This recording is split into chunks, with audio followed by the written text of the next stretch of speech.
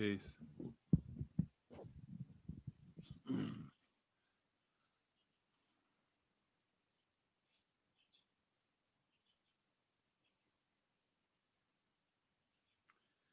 y'all a minute to come in.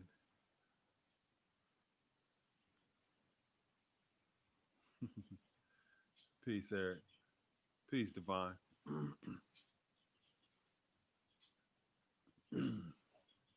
So I told y'all that randomly take these opportunities to come on Peace Universal in order to share not only just my social commentary about various different things, but this evening I wanted to share a documentary that I created 15 years ago, actually. Back in 2005, I was operating an after school program called Life, which is an acronym for Learning Interactive Fundamentals Every Day. And in that program, I did many different projects. One of the other projects that I did at that time, and this is going back to 2005. Chat, you can hear me? Here, let me bring my mic a little closer.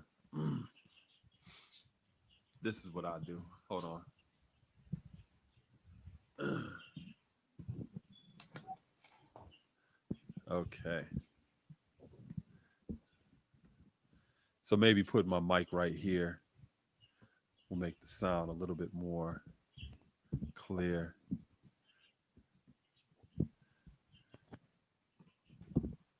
Okay. Okay. Good, good, good, good, good. Okay. So I was saying back in 2005, one of the other projects that I did is I did a family tree project. So keep in mind the the different projects and initiatives that you see today in terms of people striving to find out more about their ancestry in terms of DNA. I did a project like this back in 2005. So there is an organization that was established back during that time in DC by Dr. Kittles and his partner Gina Page. And that organization was called African Ancestry. It's the same organization that you see Henry Louis Gates, years after this, created a documentary series and chronicling various different people who were tracing their ancestry. I connected with this organization back when they first started. And what I did is I was able to successfully get a grant to get about 20 DNA tests to trace a person's matriclan or their matrilineal line. And I created a family tree project. So with that project, it was an international project because not only did I have local people involved in it, but I also had people in different states, which made it nationally.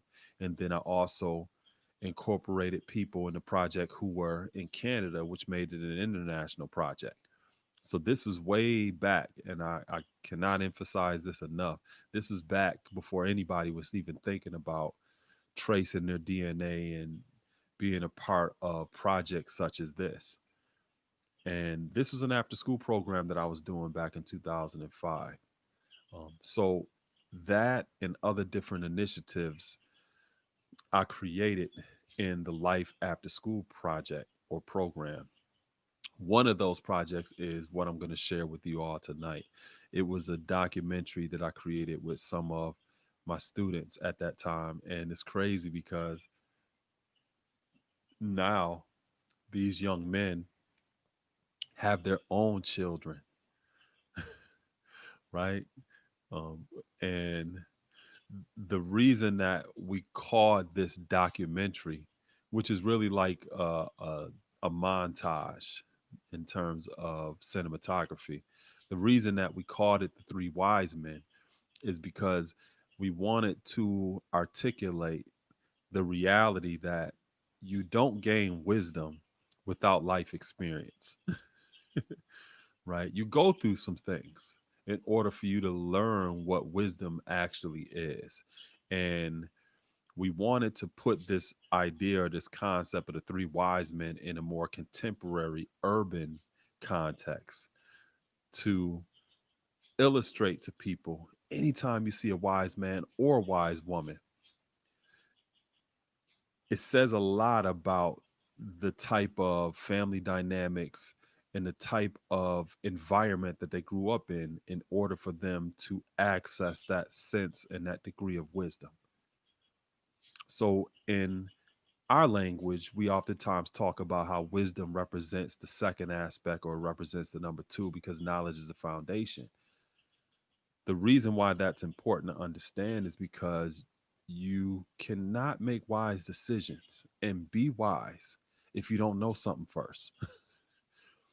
And that doesn't depend upon a person's belief or it doesn't depend upon a person's commitment to that idea or anything about that. You just have to live long enough.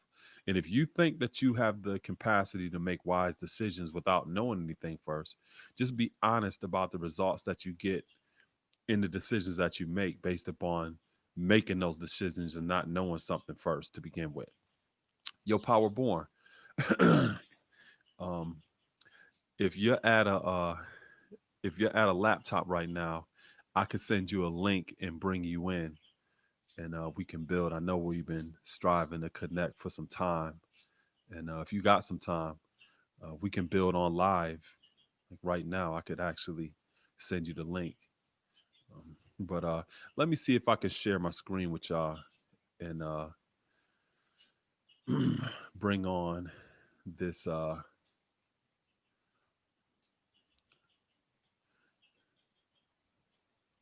this documentary. Okay,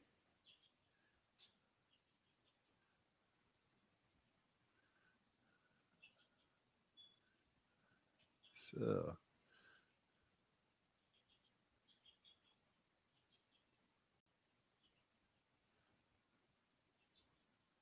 okay, I think I got it. Okay.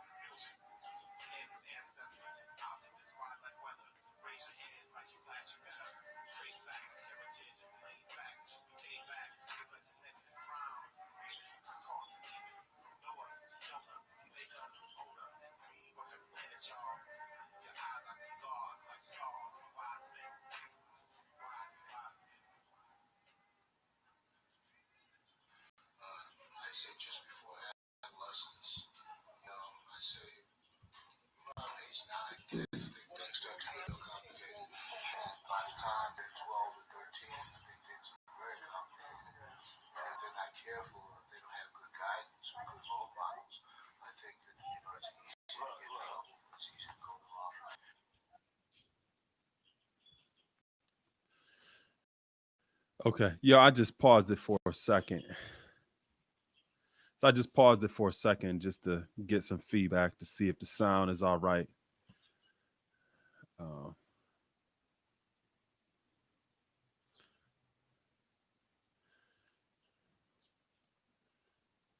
okay. Okay. I got you. Um,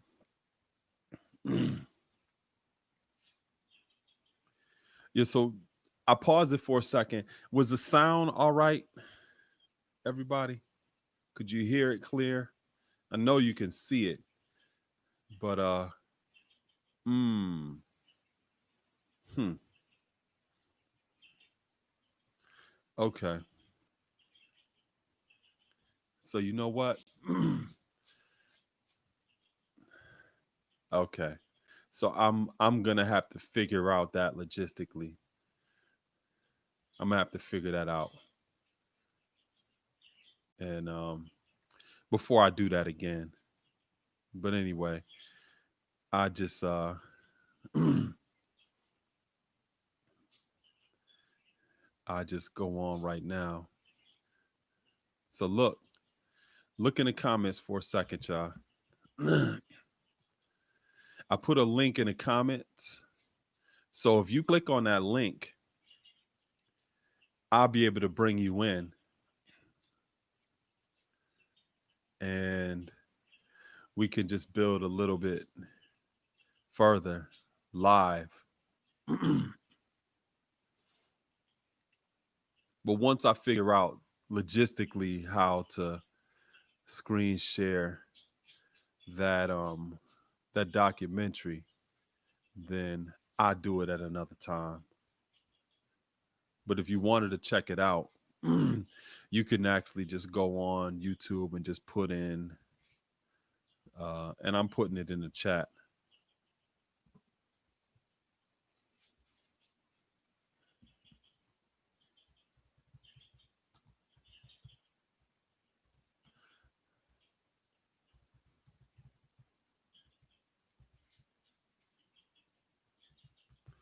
I just put it in the chat.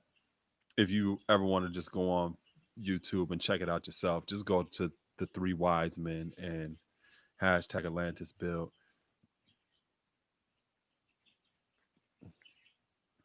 Also, I just put a link in the chat as well. If you click on that link, you'll be able to join me live and we can build about a few things. Um, and willfully, I have some answers for you in regards to different questions that you have or anything that you wanted to build about.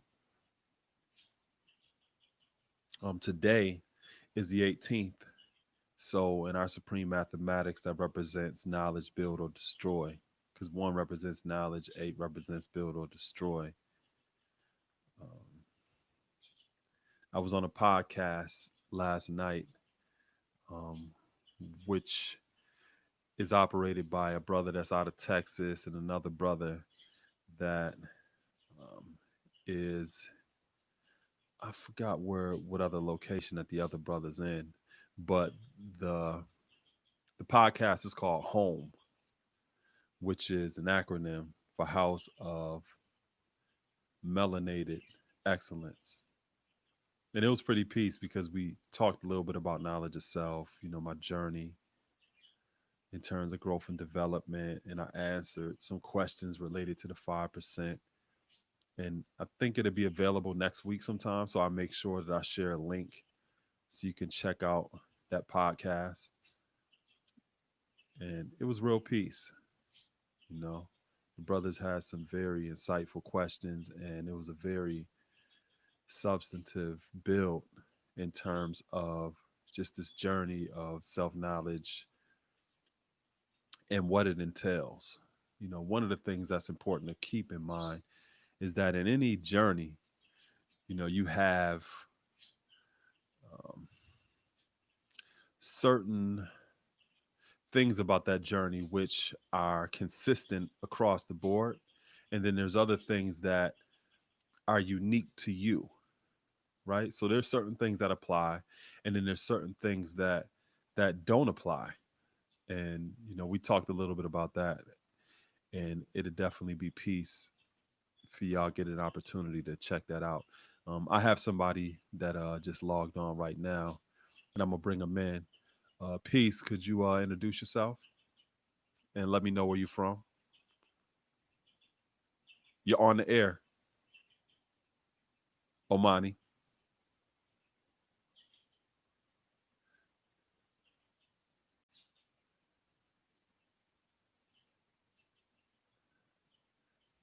Okay, you're unmuted. You're on the air, Omani. So you can go ahead and introduce yourself. Let us know where you're from.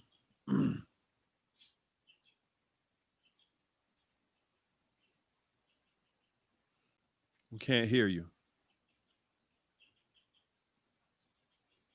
Okay, so I'll let them get that straightened out before I bring them back in. But yeah, so like I was saying, today's mathematics is knowledge, build or destroy. And build or destroy, like I oftentimes share, is not positive and negative.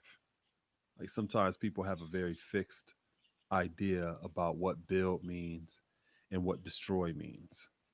When build is not always positive, build means to construct, right? And just by being on social media, I'm sure all of you can relate to the fact that some people construct some some delusions of grandeur on social media. Some people create these whole different identities on social media. Construction or building, that's what they're doing. And there's nothing positive about being delusional like that or creating those delusions of grandeur. So, in that context, building is not something that's positive. If you're creating avatars or this whole different reality on social media, which does not represent the reality of what you're dealing with, it's not positive. And then on the flip side of that, destroy or to take away or to deconstruct, we've also seen people who have used social media in that way, and it doesn't necessarily mean something that's negative. You know, I'm sure some of you can relate to the fact of being connected to some people online and everything that they share, it seems like they just suck all of the positive ions out of the room. You know, you wake up in the morning and the first thing you see from this person is negative. You know, so if you're smart, you either delete them or you stop following them on social media so that you don't have to see this the first thing in the morning. So that's destroying, that's taking away. So in that context, taking that away and being exposed to that type of content, especially the first thing in the morning, that's a positive, right? So build or destroy is based upon the circumstance or the scenario that you find yourself in. And you have to apply that based upon where you're at in your growth and development. And as a side note, something that you may build or destroy today, you may have to do the opposite tomorrow. So this is also saying that you have to be open-minded to the fact that you're constantly growing and developing and you're constantly going through these various different permutations of change. And it's a constant process of growth and development.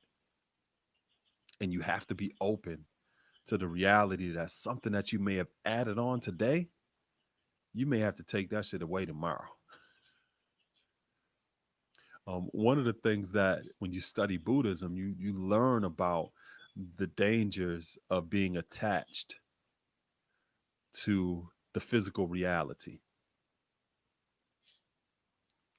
because that attachment is a fixed mindset.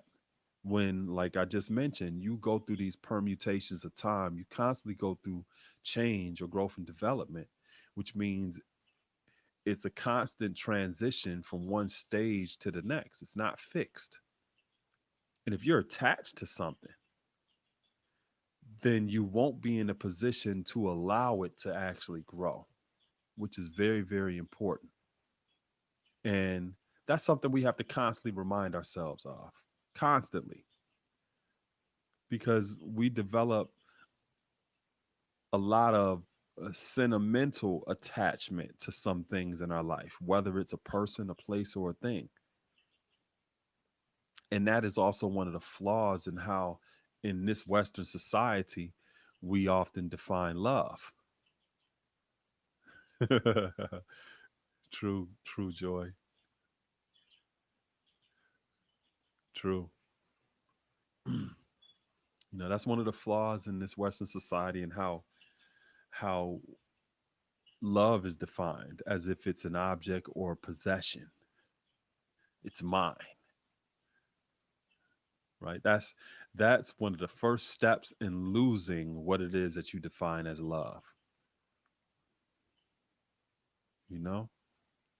So build or destroy is based upon the circumstance and the situation that you find yourself in, right? Now, knowledge build or destroy ultimately means that in the process of building and destroying or making those decisions of what you need to add on or take away, you have to do it from a sound foundation, from a place of integrity or a place of fortitude or constitution, because that's what knowledge represents. It's not just information, it's awareness, it's consciousness, but it's also the accumulation of information that enables you to make more sound decisions when it comes to what you need to add on and take away. So just think about yourself 20 years ago when you may have not had access to certain information or knowledge when it comes to making certain decisions, and how limited you were when it comes to the results of what you added on and took away.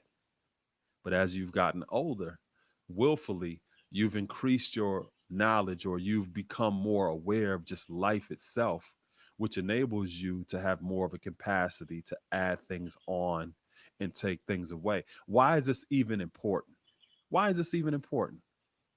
Because when you look at the number 8 and turn it horizontally, it represents the symbol of infinity.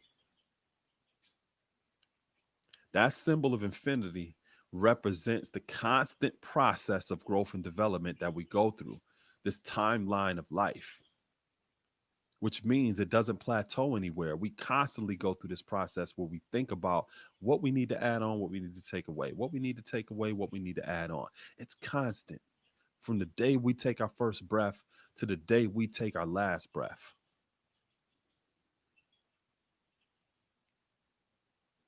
So the reason why this is important is because what we add on and what we take away defines our sustainability and the legacy that we leave. If we're in a place where the things we're constantly adding on ain't lasting, or the things we taking away ain't lasting, then there's no sustainability in that. We're not creating a legacy.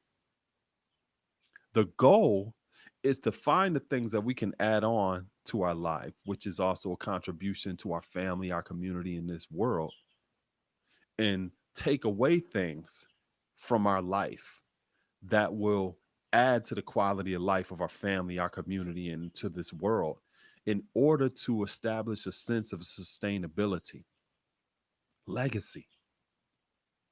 Legacy. And all of it goes back down to knowledge, the foundation. What are we learning that enables us to make sound decisions that are going to be sustainable,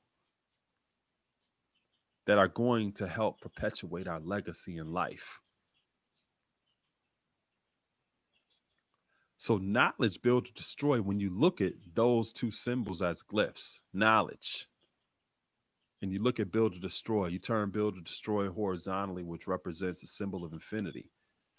In order to constantly grow and develop, in order to be in that space where you can constantly strive for perfection and to add on to your legacy and to be sustainable, you have to build the proper foundation that all of that rests upon. So, what does that mean? when you assess not only your own decisions that you make or the decisions that other people make, when you see like, oh, well, that wasn't really a sound decision. That ain't gonna last long, right? So I was building with the brothers last night on the podcast home, and one of the things that I was telling them is we got into this discussion, and they were talking about how a lot of the content in the podcast that you see out here today focus on gossip and current events. And I told them, I said, well, there's no sustainability in that. And, you know, they thought about it and I explained it. And I said, well, the type of content that you're creating appreciates in value over time, which means it has sustainability to it. Think about relationships or think about people. Our looks fade. Gravity, gravity is non-negotiable. So our looks fade over time. What doesn't fade is wisdom, is decorum, our various different qualities that allows us to be aligned with the legacy, which adds value to who we are in that process of time. That's sustainability. So there's certain things in life that over time appreciates in value. There's certain principles and qualities or values that we have that appreciates in time.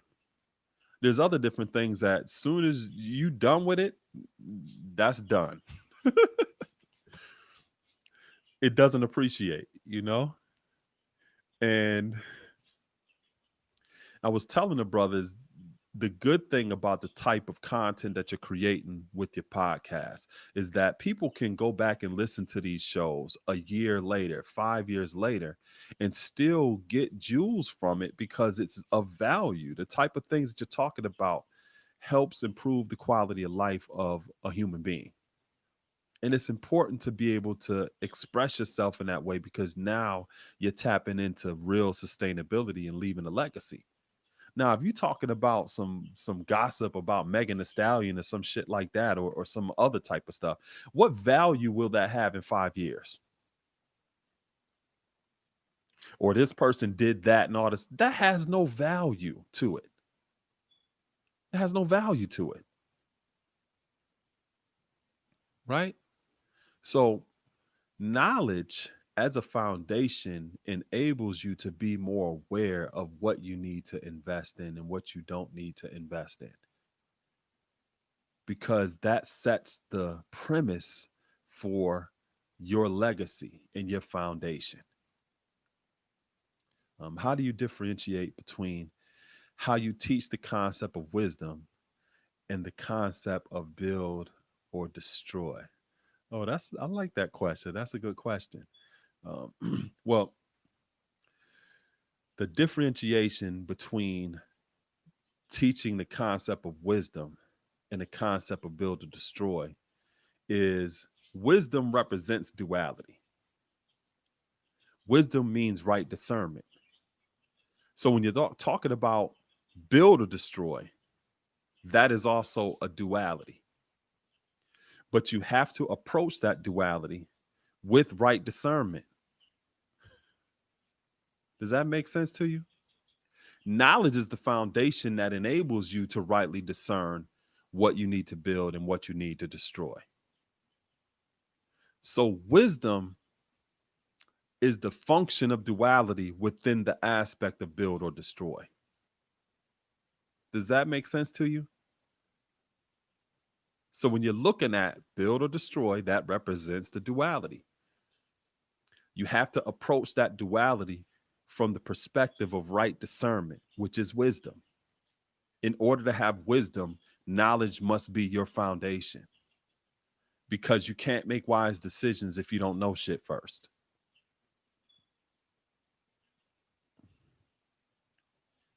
True indeed, Christopher. That's what I mentioned earlier.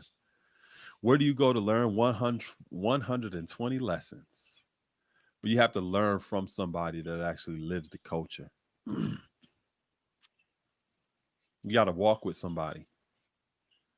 I tell people all the time it takes an anthropological approach. You have to immerse yourself.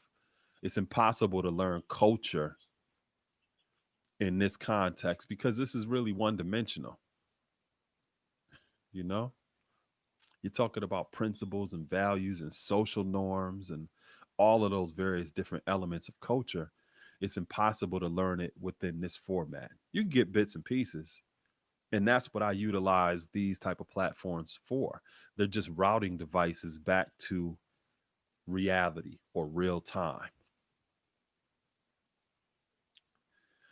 Wisdom versus knowledge, build or destroy. It's not a versus. I mean, you can look at it as verses if you want to, but what I'm explaining to you is wisdom is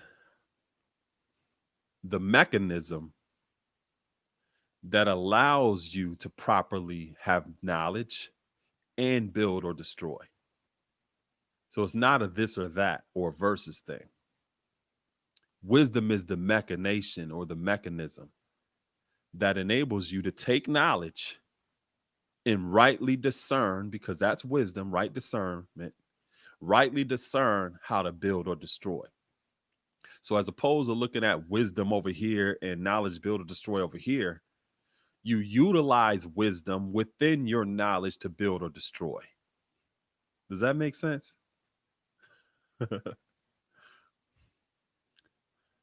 You use your wisdom, which is the way of how you build or destroy.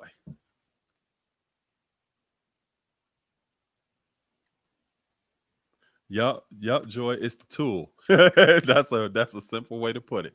It's the tool. So if you're thinking about, okay, I got knowledge and I want to properly build or destroy, you need that tool that Joy was talking about, which is wisdom. I'm 21. I was born Muslim, but I feel more connected with the 5% ever since I was little. You still little.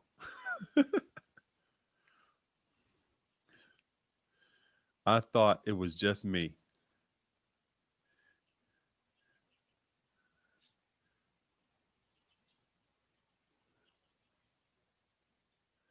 What about the brothers that live in areas that they can't walk with the God?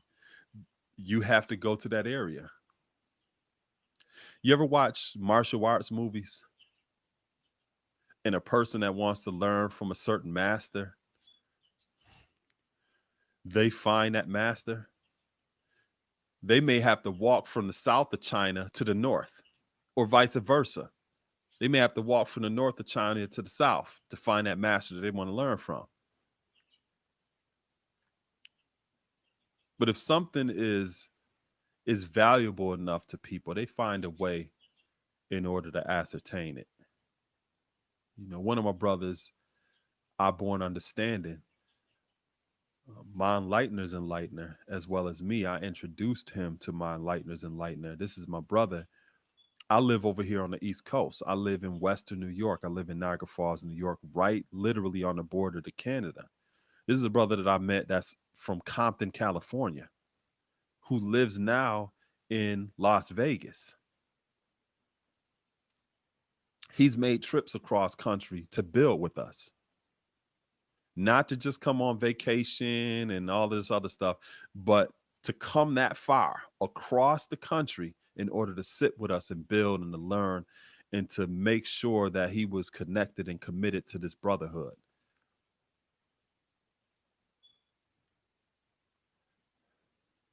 Some people may not be willing to do that, and that's fine, but that's how important learning is to him.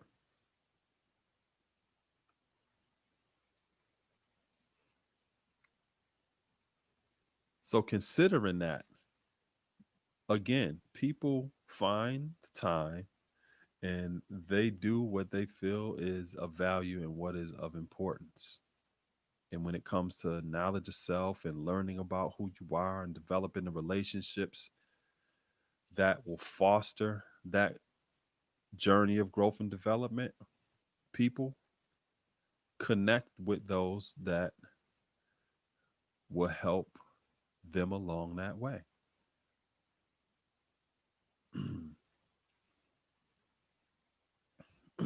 Let me go back up in the chat and see.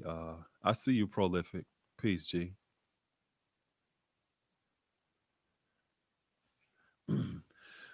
Okay, so let me. So Christopher Smith was saying, "How do you born? Today, supreme mathematics is born. Well, I was taught when you're drawing up supreme mathematics, it's really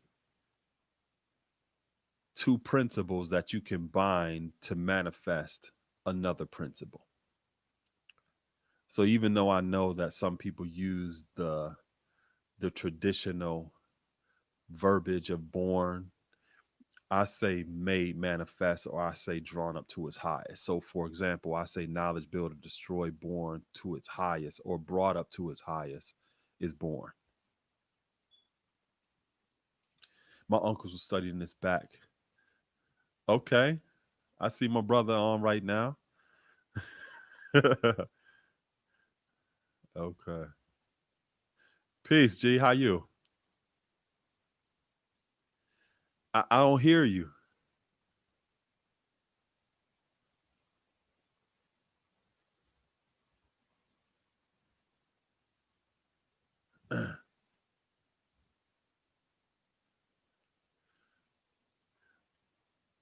Yeah, I still don't hear you, G. Can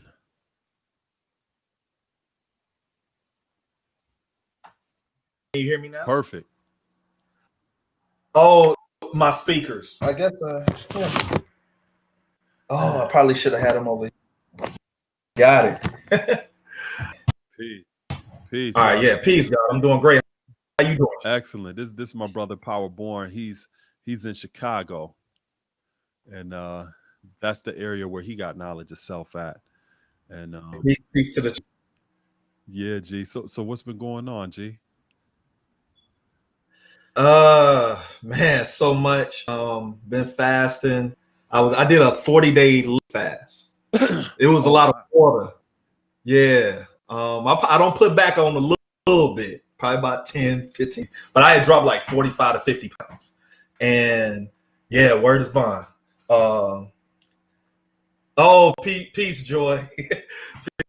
Peace. Yeah. And I seriously appreciate the messages people have sent me DM, because I haven't been looking at IG, but I DM because not for no just junk messages, but people say, hey, peace, how you doing, brothers and sisters? So I appreciate Mm-hmm. you all checking in. And I will everybody is great. So yeah, I've been doing that, building physically, G. Actually, I'll get back on social media where I actually will put out material like I used to. Oh yeah. How you been doing, man? Yeah, definitely.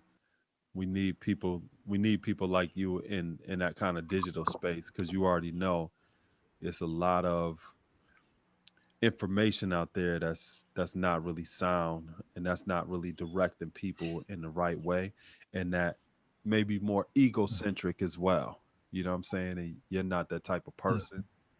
And it's important to make sure that you're in that type of space, because there's, people are genuinely looking to learn, to develop their quality of life.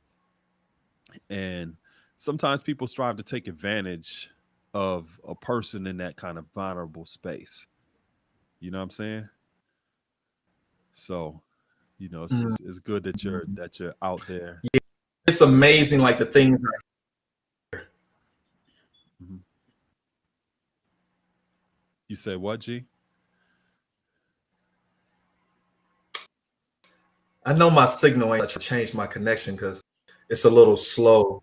Hmm. Okay, saying I know it's not the greatest because I get on the right network in my house, but so I might delay. But it's tripped out the things I've heard people when somebody sends somebody and say, "Hey, would you build with this brother or sister?" Because what they found in their particular land is not necessarily up to the standards, so to say, that we're used to. And teaching this with a certain level of fidelity and Humility. I don't use that word too often. But you're not here to just lecture somebody. You're not here just to show how great of a prowess of knowledge you have over somebody, and that you're teaching them like you're raising your own baby. That's something I always appreciated about Hills. And I heard you earlier. The content that you put on, depending on the quality of content that you put into it, now somebody, damn, I didn't even realize that. I will definitely say, as a testament to you, your builds have definitely done me. Definitely. One of the builds that, in regards to teaching people this way of life, assessing a person for what they need and not going to jump to tell them what they need. Because you will find out that some people already come with, and I think about this, sister Wisdom Be Born, she said that she told one of my fruit, you already don't went through 120 because of his age. And all peace, Ricky. Somebody I've been building with recently on Messenger. Peace. So you already have that 120, a level of 120 in you already by the life experiences that you've went through. Now you come with our curriculum, and especially the supreme mathematics. You're able to apply them and disseminate. And as you always say, with wisdom, discernment, right discernment, to be able to figure out these same experiences, or look back at those experiences and say, I could have went about that better. Because one of the things that always tripped me out when people, and I'm sure you probably have experienced this too, brother, somebody call you, they got all this drama going on, or they fall back. You don't see them. They come up, they missing in action. And then you finally hear from them about a couple of days or a couple of months later, and you're talking to them and you realize they don't grasp what they actually have in supreme mathematics. I was telling Free Allah, he on here halftime. If you say, people don't even realize when you just say those words, supreme mathematics, what are we talking about? We're literally saying there's mathematical equations, and here's a way to solve them. And those equations are actually literally occurrences in your life. And when I see people that I'm close to and things like that, I really care for, and they supposed to have this knowledge, and they don't realize what they actually have right in their mind, or it was, right in their hands. And all they have to do is just stop and think. But they don't, because they get caught up in the emotions of the situation, the energy of the situation that's not going in their favor. We talk about knowledge, build or destroy. Build or destroy is, we say positive and negative, but when really we know positive and negative are only based on your perception. I've had some things happen to me in the past year that somebody was like, damn, that's a shame. That's messed up. Whereas actually, I look at it and say, no, it's a positive. I'm glad I'm not in that situation anymore. Or, you know what I mean? So yeah, it just, like, when you're teaching this, and I think about going back to what you were saying, you don't take advantage of people. And I've heard about that. One brother told me about some brothers asking him for money. I'm like, we don't sell this. This is just literally living this out. Yeah, like you selling an entire culture to somebody. Like, how can you do that? So in regards to what you're saying, how do you see that in relationship to the knowledge, build or destroy degree in the 1 to 40s? What is the duty of a civilized person? Ooh, start off with assessing. You know what I'm saying? So you got to assess, does this person need civilization, righteousness, the knowledge of themselves, science of everything in life, love, peace, and happiness? You got to assess, do they need that? What part do they need? Because I remember it was a few months back, I want to say, it might have been a little long, maybe the summer, amongst our circle, like you, brother, a son, like somehow I got into a conversation about civilization and righteousness. And in my cipher, in my immediate cipher, we were talking about that. It was just floating around, so to say, and understanding that there's a reason why those words are distinguished: civilization, righteousness, the knowledge of himself, the science of everything in life, love, peace, and happiness. Do they need to understand about what love truly is? Because we are out here, a lot of people have a fantastical image of love in their head. When you really, mathematically, and we think about like a algebraic equation, I'm making an analogy. This is first time. This is a private stock. Come on, this, but it's like an algebraic equation. You know, both sides, right? Whatever you do to one side, you got to do the other side, which we know is synonymous with equality. Mm-hmm. So when you're loving somebody, you're thinking about, how do I show equality? Not identical ways, but ways that, because once again, as I was once told, your partner will support your weaknesses and help you make them strengths. Your strengths and vice versa. Your strengths could be your partner's weaknesses, so you help them bring that up. And as it's commonly said in our culture, we want for our brother or sister the same thing we want for ourselves. And it's like shoot, a pizza. One slice might be bigger. Hey, remember we had some pizza while he was up there in Niagara, up in Atlantis. So I'm gonna give you, it doesn't matter which pizza I give you. You know what I mean? I'm not gonna sit there and say, no, let me get the biggest piece, because you know what I'm saying, I really, Saladin, he'll be all right. He's smaller than me anyway. But the actual fact is, just giving you, it don't matter. Let me give you the bigger piece. I don't care. Because as long as both of us eat. That's the point. You know, and when we go and tie that into teaching somebody, it's not about you knowing more than somebody. It's not about you being able to beat your chest and say, oh, I taught him, and him. Like for me, everybody who's around me, who really knows me, knows any accolades. I would rather not. There's just, all I know is the community is better now because one more person has knowledge of self. One more person is civilized. I don't have to worry about them bringing harm to me or my family or my, you know, or anybody else. You know, so with that being said, you look at that, you look at saying, oh, civilized, not the accolades, about love, how you truly deal with somebody, and not this, oh, well, that means they'll do everything for me. No, you got to do something too. What you put out, you want to get back. But not the identical thing. And that's a lot of times people get lost in that as well, because how a man might show you love, I'm making this into some damn relationship bill. How a man might show you some love versus how a woman shows her love is two different things. However, they are equal. Going back, then that ties into build or destroy. Like you said, God, that number, turn that number on its side. That's two things working at the same time simultaneously. Then you can look at that two ciphers. Ciphers is a person, place, a thing. So that's us. That's you and I. You and my brother. We show equality in many different ways. And it's not the identical way. But we know, like I know, and it's something like my educator taught me 20-something years ago. Like we used to say this thing amongst us, like, no, we don't miss each other. And he was like, I was like, we don't miss each other?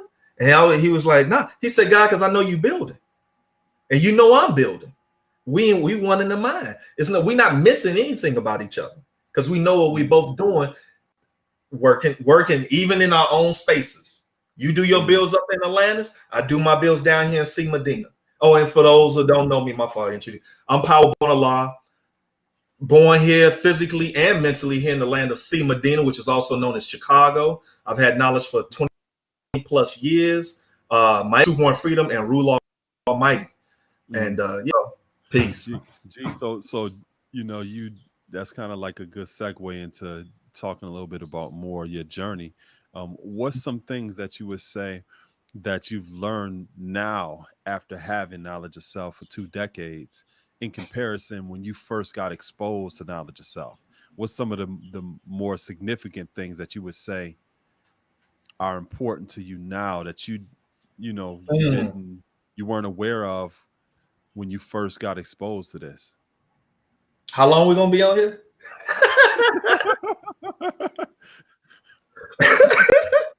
So the first thing came to my mind, God, relationships. I'll be straight up, being transparent, and everybody knows I'm like this. I teach from my failures. I don't teach from my victories. Understanding how to treat, like we want to, and you've touched on this. Like far as making the earth and different. And I've heard different viewpoints, which I take the best part from all. Just how to treat your Black woman in regards to living this way of life. Understanding how to teach this way of life to a woman, and understand this. And sisters who are watching, brothers who are watching, I'm not saying this from no chauvinistic thing. We learn differently. You teach, and this is what I tell my brothers in my cipher. Your woman that you go home to will examine you way harder than Power Born could ever do that. Why? Right? You know what I mean? She probably see you naked too. Yes. Hey, peace, Nikita. So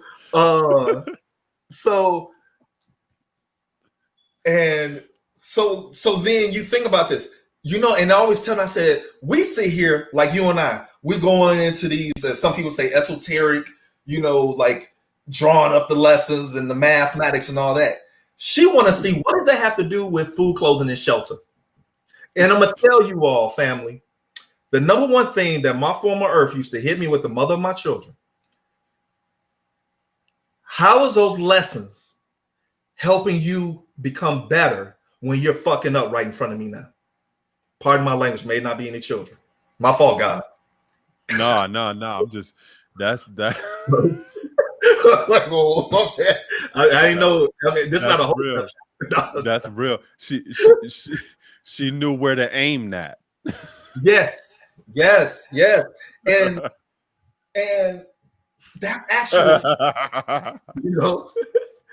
so no. I felt that, and it was said to you years ago. She would bust up laughing. Oh man. But that's actual fact. You know what I mean? It's the actual fact, from the sense of they want to see applicable use of your math and your lessons. Mm-hmm. You could draw names up. You can show how in history we were screwed over and all of the above. Brother, how is this helping make sure our finances are good? Yeah, if that don't mean nothing. That don't mean nothing if you ain't got no job and you're not employable. Right, and we got babies. Right, we got babies that need to be fed. Yeah. We got tuition that needs to be paid. I'm gonna tell you something, you all, like, and that's an excellent question.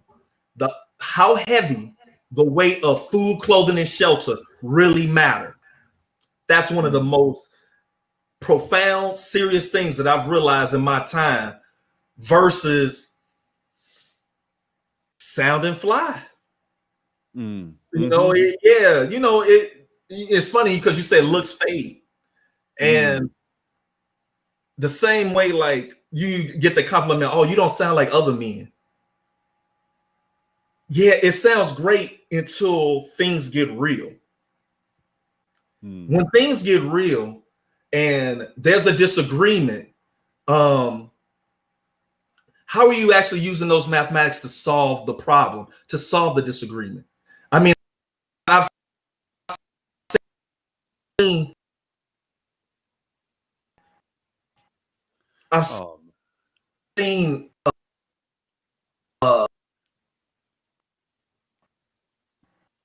brothers, like it might be an issue with my so it's not really happening in real time. Yeah, it was like it was messing up briefly, right when it was just really getting good too. Oh damn. So no, what I was saying is, like, I know brothers and sisters, those who 120 holders, Yeah, pardon self, everybody. I tried to get that right and exact before I got on here with the signal. It's Oh, okay, great. So what you come to realize is that the application of what you say you have is not really happening in real time. And you really need to sit down with yourself and say, how do I make this work for me and not just out here parakeeting and blurbing, blogging or whatever, people who sound great on Instagram, they got these long posts or Telegram or Facebook. You got these long posts and you sound immaculate, supreme genius. But I go to your home and your toilet look like shit. It got shit on it and it looks crappy because you don't know the knowledge culture degree. You don't know how to apply the knowledge culture degree in the 1 to 14. Show and prove the lessons that way to me as well. I mean, I'm grateful because I have a good circle of older guys and things like that because I remain a student as much as a teacher that teach me about the science behind lessons and all that. Mm-hmm. And at the same time, what I've been striving to do and making my every effort is because of my failed marriage that had a lot to do in part of me because we know all of the above is caused by the Son of Man. Mm-hmm.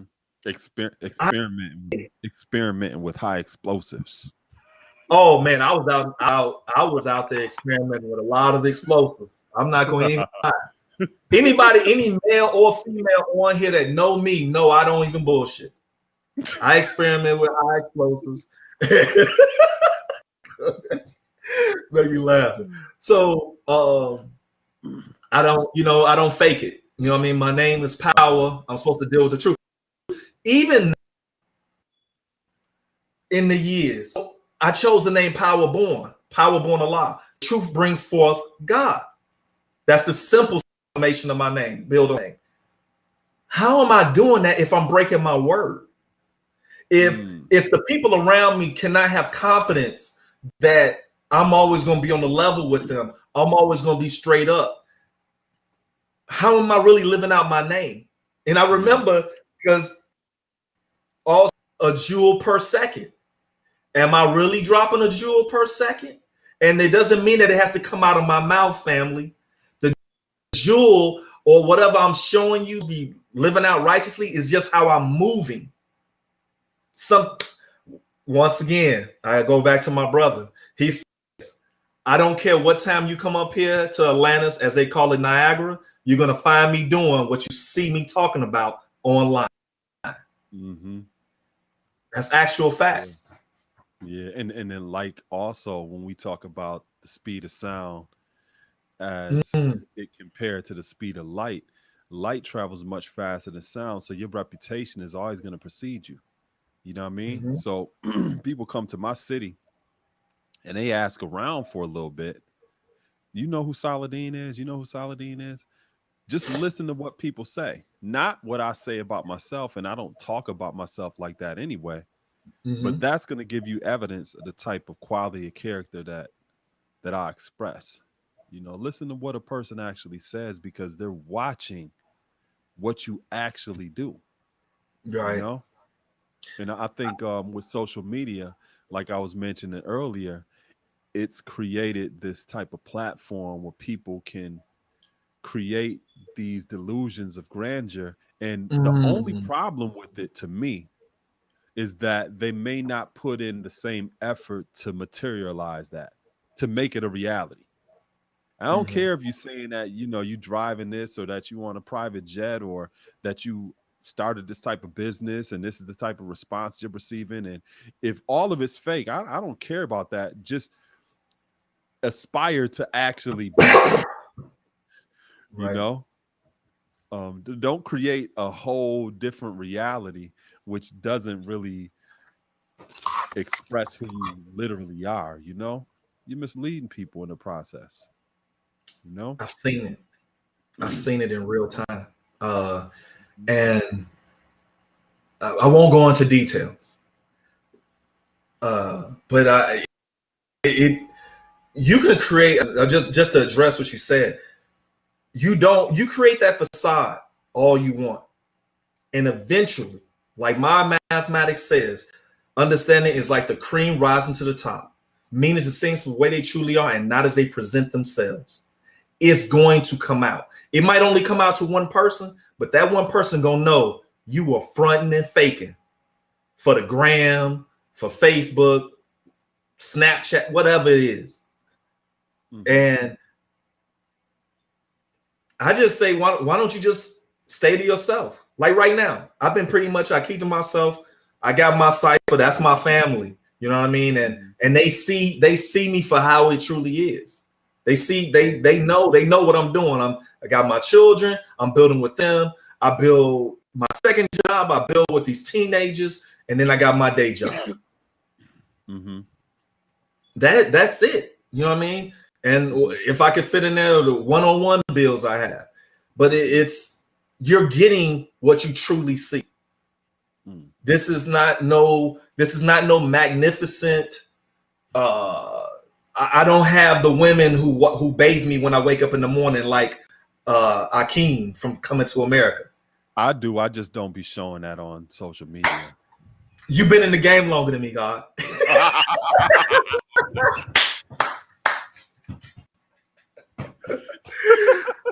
You know what I'm saying? So and they don't think y'all walk over to Niagara Falls and go into that water. And, oh yeah, it's like Lake Minnetonka. So when Prince was talking about that in Purple Rain, it's like I felt that shit in my heart. You know what I'm saying?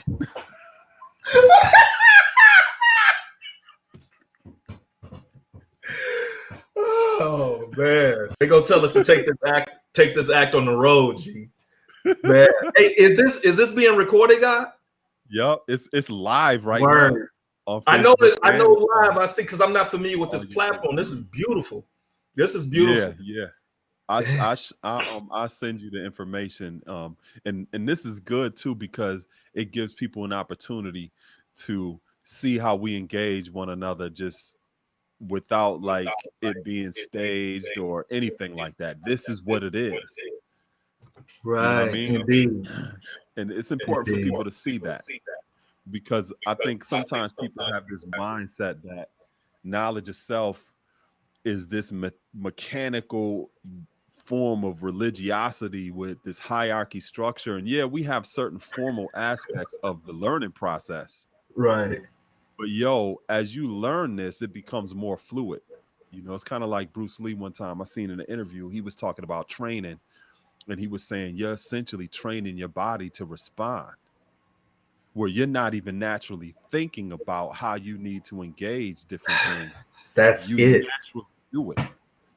You know, and like we both know, we've been made other than ourselves, especially here in the wilderness of North America, by the physical foods that we've ate, the social norms that we've adopted, the way that we were raised. And knowledge itself is a process of restructuring our minds and reattending the world from a perspective of empowerment, as opposed to attending this world from a deficit of not having any knowledge of who we actually are. And it takes some time to get a little bit more fluid with it. You know, you learn your lessons, you're learning the math, you're learning the alphabet, but it becomes ultimately your way of life. It's the way that you live. It's your culture. And that's all of your people activities, you know? So having it in this kind of format is important because people need to see that this ain't staged, you know? We've been discussing life. Hey, we've been talking about doing this for months. And because now I'm like, okay, so we can get on here and do 120. Like we decided, I wanted we could come up with the competition. You know what I'm saying? I had some rules, like, 3 mistakes, you know what I'm saying? But going to your point, this is when you can learn and memorize mathematics, alphabet, 20 lessons. The reality, and it goes back to, like I said, when you're dealing with that woman, when you're dealing with your children, I don't know how many times, and you know my daughter, she'll say, I said, well, no, I had to change my mind on something. Like I plan to do something with her or whatever, or get something for her, usually because she's a negotiator. She's looking for product. And I said, no, I'm not able to do that now. I'm not gonna be able to do that. and this is what she'll say. I thought 5%ers. I thought, word is bond regardless to whom or what. I thought, bond is light. She could quote a degree when she wanted, when it's advantageous. But the beauty of that is that something sunk in too, as well. All jokes aside, and that tells me, like, when she gets old, her ability to examine a brother, a man, because she's 11, knowledge, gonna be knowledge wisdom this year. Have those conversations because I see things out here where we're not examining one another. Like you said, when it becomes a part of your mental DNA, these lessons, you don't think about, oh, let me just take this Caucasian from 35 to 50 years, the born degree 1 to 14. No, think about the person that you deciding to let come in your house, the person that and actually going back to like something that Bill, like when we talk about teaching people or people who say they want to get this knowledge. I'm going to tell you something else that as of recent, I've been really particular about. And Ricky actually could attest to this because I gave him an assignment. That's something I didn't used to do. And I used to watch your videos and you say, yeah, people just be out here handing out supreme mathematics. And I'll be over here putting my head down like, because I wasn't assessing. All I'm thinking about, like a program, like, oh, wait, flip the switch on. Let's teach mathematics first. Let's get the alphabet. Let's go to the 1 to 10. Versus, why do you want to do this? What are you going to do with it once you have it? How's your family life? You married? Do you have children? What are their names? Do they live with you? Those are things that I worked at. Like, okay, let me get to knowing people better. Because something you said to me one night, when I was up at your rest. I said, you said something, and I was like, damn, I had never thought about it like that. And you slowed down. You was like, nah, God, you got it. It's in here. And I said, and I think I follow up and said, man, I wish I was up here more. It'd be great to be up here more days to build with you. And he was like, we're brothers. You came into this saying you want to be my brother.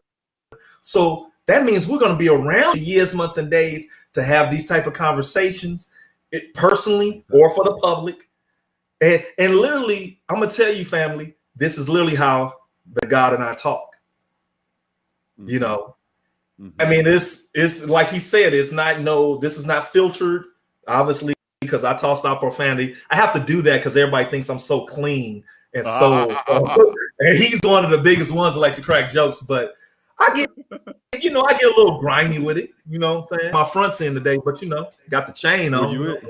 You are from Chicago, so man, from the shop, so. Man, now don't let these Malcolm X's fool you. You know what I'm saying? Instant said he could get me started in the room, and your approach seemed more involved. Yeah. That's peace. You know what? I want to add on to this too. Another thing that I learned that's important is some people could have been traumatized by their academic experience. You know how many people are still afraid as adults to read out loud in front of a group of people? You know what I'm saying? Or they may have never been good at math like their entire academic career, or some people may have been in remedial classes, or some people may be dyslexic, so those are things that you have to find out about people in terms of their academic experience as well, because sometimes you may just want to hand somebody something and not even know like they're dyslexic, or they may be more orientated to learn hands-on as opposed to learning just listening or just watching. So you have to find out all of that so that you are able to meet a person where they are, as opposed to having these unreasonable expectations. And then you're having a frustrated relationship, because that's ultimately what you're developing with a person, a relationship. there's a Right. lot of frustration there because you may have not done an effective needs assessment to find out how you can actually reach this person and where they are to make their journey much more progressive and successful, as opposed to having these expectations of the way they need to learn, as opposed to really learning who they are as a person, you know? So let me ask you this. Hmm. Do it's funny because you say about expectation. I think about how do you look at a person's progress through 120? Do you have markers, a time? Is there any chronology, like any time trackable points that you put on how they're progressing? It really depends on who they are. You know what I'm What saying? does So that for mean? example, for example, a brother that I'm building with right now, he's in his mid wisdom ciphers. He's about wisdom, understanding years old. And Mm, his life experience, he lives on his own. He's got his own apartment. He actually works with youth. And he mhm. just actually created an after school program for the youth that are at the facility that he works at. So his environment, his social backdrop is a little different than someone that may be married or they may be in a relationship, they may have children, you know. So Mhm. I really assess where they're at in terms of their growth and development based upon where they actually are. And I Right. strive to find those places where if I see that they may be a little stagnant or they may be dealing with some things that are on the fringes as opposed to more focusing on what they need to be doing and studying. I strive Yes. to find out what's actually going on and in what way I can put that in the proper context of what they're actually doing in terms of their growth and development. So it really depends on them, where they're at in life, what are the other different elements that are in their life that Mhm. going back to knowledge, build, or destroy. I strive to gain more knowledge of what they're dealing with in terms of build or destroying. And whatever they're dealing with, I strive to meet them where they are. So for example, if if I don't hear from the God in like a couple of days, and then the next thing that I know I'm building with him and he's talking about maybe something that's going on at the Justice Cipher Born, the job, I will build with him about something that is specific to what he's actually dealing with as it relates to the lessons, or I may strive to find out a way to add context to the lesson that he's actually on right now to give him some insight into what he's actually dealing with. So the God just left briefly, but to kind of emphasize what I was saying, I cannot stress it enough that it's important to strive to meet people where they are, as opposed to having expectations that they are supposed to meet and you don't know if they even have the capacity. You don't even know if they have the time or the energy or if they're even in the space to meet certain type of expectations. But if you can figure out a way to share something with them where they actually are, you know for a fact that what you're sharing with them is going to be practical, applicable, and of value. So let me bring my brother back in right now. Let me see. Okay. He just came in and then went back out. But yeah, I'm glad that you was having opportunity to meet my brother Power Born and you know us to do this in real time so that you could get a sense of how this culture is expressed in real time. Peace, G. Peace. Yeah, I said, let me move up to my front room where I know the connection. I'll be by the modem and all that stuff. So Mm-hmm. Mm-hmm. switch up the Mm-hmm. background a little bit. Oh, Yeah, it's and all turn on good. some lights. But yeah, man, you had started fading out, and I did just hear the last part about making it Mm-hmm. applicable um, to what's going on with them in real time. That a lot of people miss that. Mm-hmm. Yeah. So halftime asks, can you share with us a time or two when you either refuse to teach someone or when you decided to stop teaching someone? I got a bunch of those experiences. I got a few. But but I got a few. but Yeah. I'll tell you this.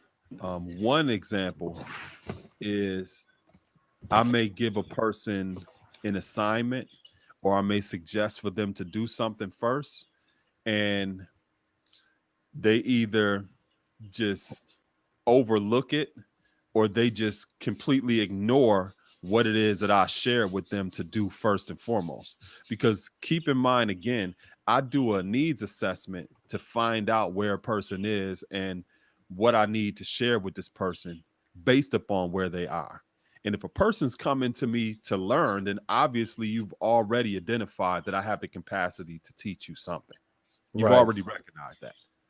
So if you're coming to me under those circumstances, then I understand that it's vulnerable to be in that kind of position, to open yourself up, to Right. want to learn from somebody and to trust that they're going to share with you the proper information to correct your errors. So if a person comes to me under those circumstances and I give them certain information and they never follow up with it, then usually there's nothing that I could do in that process because they're telling me that they may not think that I'm qualified enough to actually teach them, or they don't see the purpose or the value in what it is that I'm striving to share with them initially. So it's kind of like a martial arts movie where a person comes to a temple and they want to learn a special technique. And the abbot or the master of the temple hands them a broom and says, okay, sweep the courtyard for 2 years. Some people throw the broom down and be like, man, I ain't sweeping no damn courtyard. I came to learn this technique. Right. And the reality of it is in order for you to even learn this technique that you think you want to learn, you have to prepare yourself. Mm-hmm. So being handed the broom teaches you patience. It teaches you consistency. It teaches you humility. It may strengthen your wrists in a way that allows you to have more ease when it comes to learning the actual technique Right. if you get to the point of learning it. But if a Right. person told you that up front, you may not be receptive enough to even go through the actual formal steps to learn what it is that you think you want to learn. So sometimes I come across people who have their own ideas about what this culture is. And when it doesn't fit with the type of fantasy or the ideas that they have in their head, it's not even me not teaching them or refusing to teach them. It's the fact that they're refusing to even learn. So I've had many different variety of experiences like that. And when we talk about the 5%, we're talking about a small percentage of people who formally commit themselves to actually learning the culture. And the greater part of people who even come to say that they want to learn, they don't ultimately want to learn the culture in a formal way. They just see the benefits of some of the elements of the culture, and that's fine. You just have to do a effective needs assessment to know that with this person, they just really want to improve their diet and to have more self-esteem and confidence, and that's what you need to emphasize when you're teaching that person, not all of this other stuff that they really didn't ask for and they're not really interested in. But again, I can't stress it enough that you strive to meet people where they are. What Right. about yourself, God? What was an experience Uh, for you? so yeah, I have sent people away. Now I hear echo. Do you hear echo? Or are we good? Mm-mm. Okay, good. We're good. So I think about a person. I had a person who came to my home 3 times and could not recite supreme mathematics to me. And this is in my okay, you want to get knowledge, let me hit you with these supreme mathematics and we'll build about that. And it also ties into something that I have been challenged on and by some of my brothers and sisters at times about the age of the people that I teach. Because I built with Dark Kim about this too. He said he noticed a similar thing in Sun Yez, like about noticing there's more older brothers like in our age group that's coming and asking, oh, I want to get knowledge of self. I talked to Supreme Understanding, and he told me to come talk to you. I talked to Saladin, he told me to come to you, and this, that, and the third. And I had that situation. Also, the people that come to me and they coming from a pro-Black background, I think I probably within the first week or so they get turned off. Because as soon as we get to building and I'm not sitting here saying, yeah, we're going out, boy, you get this knowledge, we're going out to kill all these devils. Yeah. You know, so those,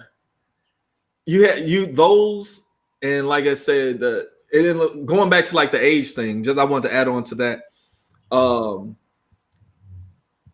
You do have to look at where people are in their life. If they got these families and stuff, they're not me when I was wisdom understanding 23 for those that don't know. You know, actually, pardon stuff, wisdom years old, 22 years old when I got this knowledge from my educator. And, you know, I met him in my psychology 101 class. They're not, you know what I'm saying? So I wasn't a father of two. I hadn't been through a almost 20-year marriage. I wasn't taking care of my own home like that. I was just had just moved out of my mom's rest and got my own place, apartment. You know what I mean? So understanding like where people are at and understanding, that's why I asked that question of you about, do you put markers? Do you put any time, like a timetable on a person based, you know, as far as how they progress through the lessons? Figuring that they say they want to know everything about this culture, they want to live out this culture and all that. So all of that is encompassed. That usually when you just see people like BSing with effort, that's when I just fall back. I don't chase people. I just said this in my Telegram chat the other day. I am not going to chase after adults. I'm not going to chase after adults to teach them for that which they say they want. Exactly. So, yeah, that when you see that, and like I said, I become more scrutinizing. Like the brother Ricky that was on here earlier, I gave him a book assignment. As a Man Thinketh. Go read that. Come back to me, and we'll build about it. I know mathematics. We ain't even talk about knowledge. He say things, and you know I can tell he's familiar. You know, yeah. But let's see what you want to do, because I'll be straight up with people. And I think about, sometimes I look back like, man, did I take on too much? You know, like, because I don't necessarily say, nah, I can't teach you right now. I already got 5 people. I don't do that. But then I tend to, at times I really say I appreciate, like that Kung Fu master. You didn't see him he wasn't helping 10 people at the same time. He had that one student who wanted to go avenge his master. And they worked together for 2 years. And like the brother, I forget your name. I know that guy from IG. His honorable name is Eric L. Price. He said, wax on, wax off. The Karate Kid was a great example of doing what seemed to be mundane tasks that literally were what? Knowledge building. So you could end up being born into actually knowing a particular art. Peace of God, Lord Hashem, born reality. Hashem. Yeah. So Yeah. Hashem, I don't know why I'm acting like I haven't met the God in person. And peace to your earth too, Umi, and the baby. There was a sister I was teaching one time where she said she wanted to learn, and she really didn't know much about the chronology of knowledge of self here in North America. So I started her off with teaching her about the Nation of Islam and the message of the Black man. And when she came back to me, she was hung up on what Farad looked like. Oh, she just couldn't get past Farad's his appearance.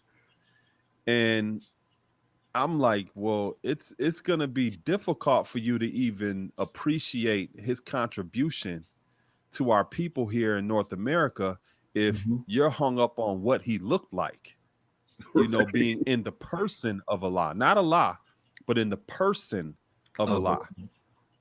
And built with her all about the reasoning of why he looked the way that he was, and the traditional teachings and stuff, and she just couldn't get past it.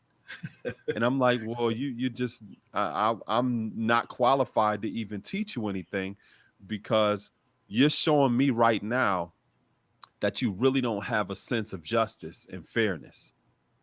Because if you Mm, were in a seat to judge someone, you would get caught up on their complexion, which means you wouldn't render a fair or just judgment, right. because that's a problem to you.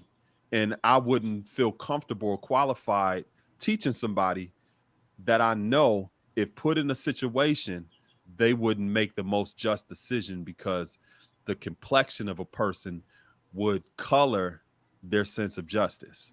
And she was mad about it, but what you want me to do? You know what I'm You saying? literally, I'm not able to teach you if I see that you hung up on that. You know what I mean? because pro-black, the Yeah. pro-black, anti-white, and Yeah. and for those that don't know, we're pro-righteousness and we're anti-establishment, and really that delves into. And here's something else that, going back to the earlier question about things that I've learned in the 20 years that's different from when I first got it. Understanding that this is not you don't get trapped in the form of something. You need to look at the content of it. Like the physical, you get so caught up in the physical attributes of something or someone, and you don't look at their content. You don't look at what makes them tick. And that's why people getting trapped in so many things. Mm-hmm. Trapped in, say a career you don't really like. Mm-hmm. You were trapped in the form of, I'm getting money. This female that really don't know how to cook, don't know how to clean. And I'm not saying that because they're the only ones who supposed to know how to do that. The guys, the man in the house supposed to know how to keep a home, how to rear his children, and how to cook and clean and sew and all that as well. That's what I teach. Exactly. That's what us wise men teach. As I think the subject, the three wise men. So, and people, because once again, like, oh, she got a fat ass. She got, heels. She got them heels and mountains, as we like to say in our little slang colloquialisms. Yeah. I mean, And and have our face in that valley. right. Hey, it was the guy that hit me. He said they used to say cipher. The cipher. I was like, really? I mean, I could see it. It had me cracking up. Lord Jamel dropped he made a jewel about, he dropped a jewel on me about, and peace, Master Self-Allah. Peace, everybody who has said peace. I'm glad to be on here with my brother, my God brother, SaladinAllah. So yeah, and I'm the guy who always be saying, C Medina Radio 777.5 with Power Born Alive. In case you wondering, like, who is that? Who is? I know that voice. But he dropped a jewel on me and said, like, we were talking about the universal flag, the moon, and he kind of drew it up as a young girl versus the earth, because in that moon, as some people, even the Honorable Elijah Muhammad talked about, that's supposed to be in the mind of the woman, or as he was saying, as Lord Jamel and I was building about that pure young girl, like our daughters, you know what I mean? And before they become an earth, because as the moon, they don't have hills and mountains to hide. They're not covered with water. They're not able to be covered. They are their pure self until they become an earth, say a full-grown woman who has hills and mountains and needs to be covered underwater so you don't see everything. That that was, and he had dropped it. I was like, damn, that that had me thinking about that. And once again, it just goes back to form versus content. And like a lot of the things of not getting caught up in the physical of something, because a lot of times when we hear, oh, the black man is God and the colored man or Caucasian man is the devil. Now we really got to go into, what does that really mean when we talk about dominant and recessive genes? When we talk about a color, the black and brown germs, or genes. Too many times, and I've seen this from my own two eyes, because we see somebody, we think and have this emotion of, oh, you're evil because you're white, or or letting somebody closer to you because they're black, because they're original, indigenous, whatever word you want to use. Versus if you're dealing with science and mathematics, if you're dealing with the science of everything in life, which is supreme mathematics, then you're going to look at everyone as a subject to study, as true scientists. As I have this, I have my class, my Zoom class I do, science. So the soil class stands for the science of everything in life. And I always, even in our chat on Telegram, I say, man, I want to see who got their thinking caps on and their lab coats, because that's where we come. I want to, my determined ideal is that the mindset that you have inside there amongst us is what permeates for you in your life. You're looking at everything like, let me examine this. Let me put it under the microscope, under my mental microscope, you know, and not just things that you feel uncomfortable with. You really need to examine those things that you feel comfortable with, because you could be what? Fooling yourself. Can a devil fool a Muslim? Or can a devil fool a righteous man? I know people like to play with those different words, but yeah, how do you get fooled? Because you make assumptions, because you take things for granted that, oh, they wouldn't hurt me. And in order to make an assumption, the first 3 letters of assumption is ass. He's gonna go there. Allah self-savior, right? Yeah. Your Born Reality in the chat, he asked the question, can you teach refinement? I saw that. What you think about that? Ain't this our favorite subject? I swear. And you and I, our mathematics is the same. So we don't necessarily we don't have the differing viewpoints or perspectives that some other of our righteous brothers and sisters may have. Refinement. Can you teach refinement? Short answer, yes, from my perspective. Why I say that is because, why do you learn supreme mathematics? What is the purpose of learning supreme mathematics? When you apply supreme mathematics, what is it actually doing? Because the refinement, to make self divine, to improve those, what's in my mathematics and also what's in the dictionary. You're applying mathematics to make things more efficient.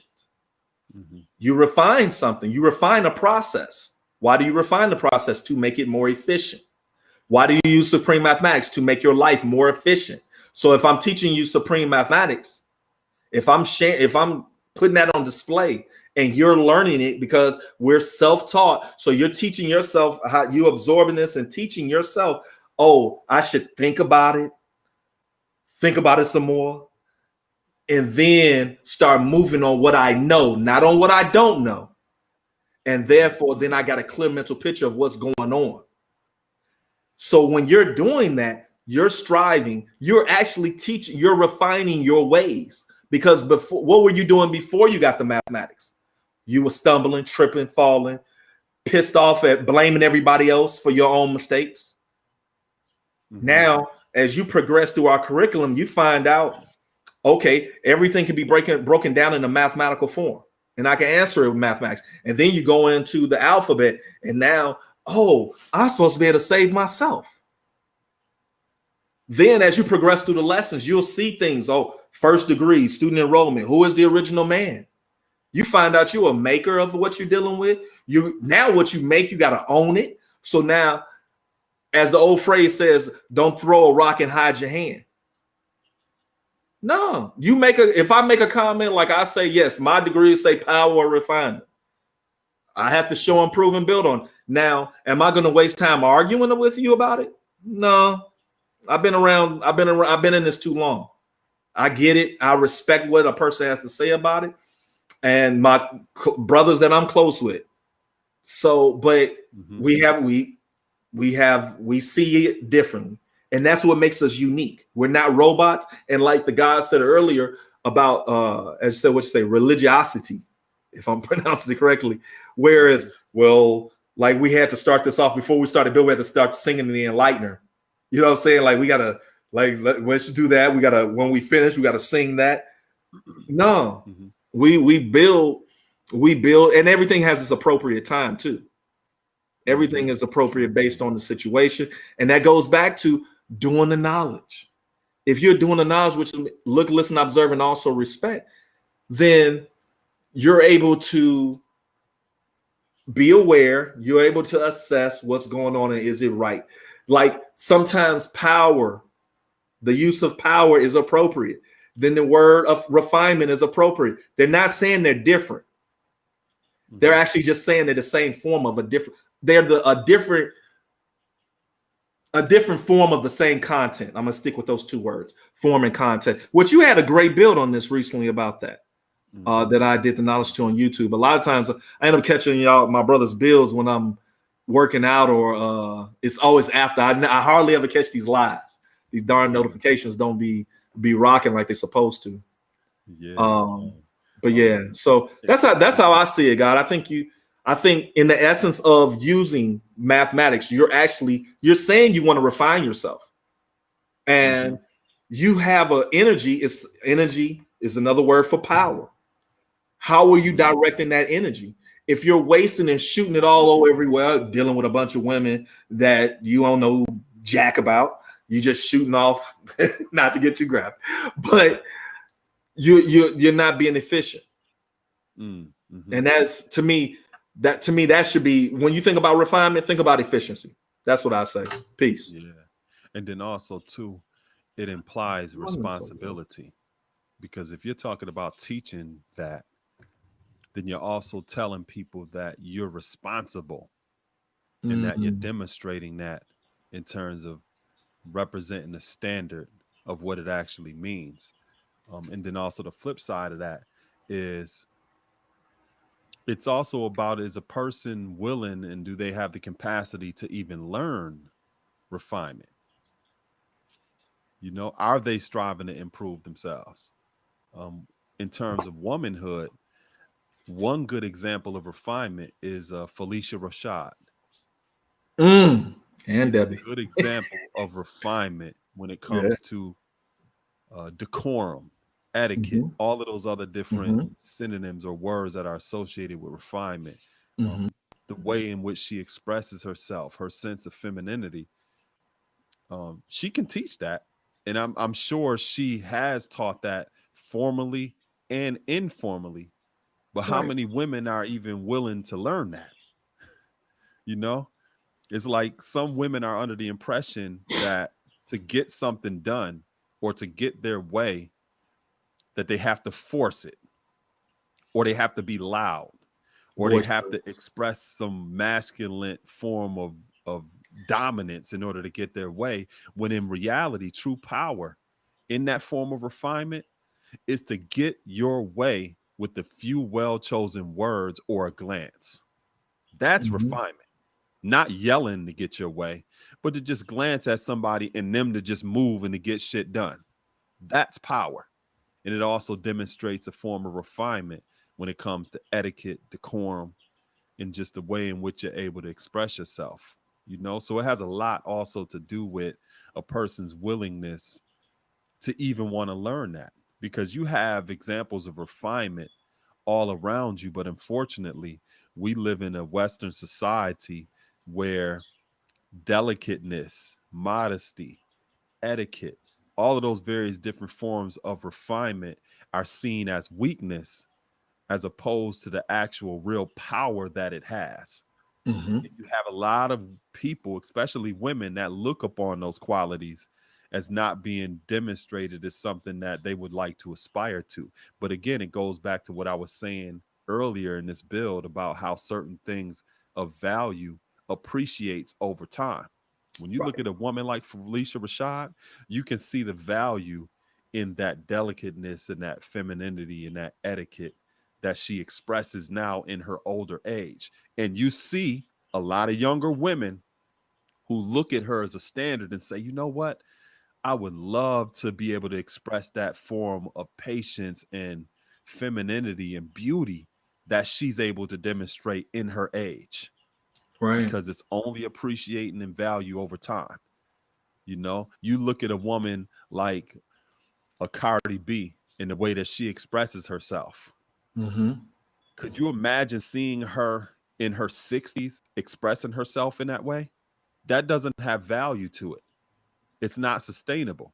No one wants to be around that cantankerousness at that age, She won't be you taken know? serious. Yeah. But you see a Felicia's one of those woman ones like, you shut up and listen when she start building. oh yeah, Well, and it's just her ability to just express herself is beautiful, yeah. you know, and that's the kind of beauty that appreciates in value over time, Mm-hmm. you know. Born Reality says, how is the power or refinement interchangeable? How are they the same? Well, power, like we say, is the truth. Mm-hmm. Refinement is the expression of the truth, how Mm-hmm. you utilize it, right? So it's the same in a sense where it's both expressions of the truth, but one is the way in which you utilize that truth. Right. So that's one way of looking at them as the same or interchangeable. Mm-hmm. But in terms of a difference, you know, the truth is what it actually is. You know, it's nothing that you can do to change it or modify it or water it down. It is what it actually is. But now, how do you utilize that in your life? How do you express that in your life? Yeah. And that's You. a lot of times where we may have challenges in Mm-hmm. terms of just the growth and development process as a whole. You know, we constantly come in contact with things that we learn new about ourselves or about others, and now it requires an attitude adjustment. What we gonna do about it now? You know, It. and you know, Yeah. sometimes it may take time for us to get ourselves together after being exposed to certain things, and that's where the refinement comes in terms of the expression, the etiquette, the social norms, the decorum. Because, you know, as an example, you may learn something about someone that is mind blowing, and now you may be required to engage that person after learning this about them. Mm. You know, how are you going to conduct yourself in that environment? You know, refinement is an important quality that enables you to not only attend the world, but how to function within social settings that enables you to navigate certain spaces and to engage certain people, places, and things. Yeah, indeed.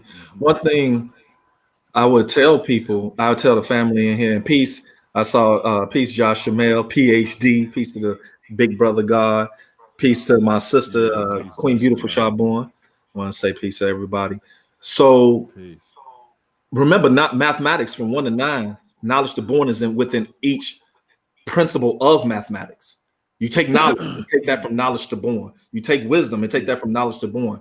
You could look at power or refinement and look at knowledge and wisdom in that. You mm, basically, because you think about it, it says it far as the method. I'm not saying the meaning, so nobody think, oh, he said knowledge and power the same thing. I'm not saying that.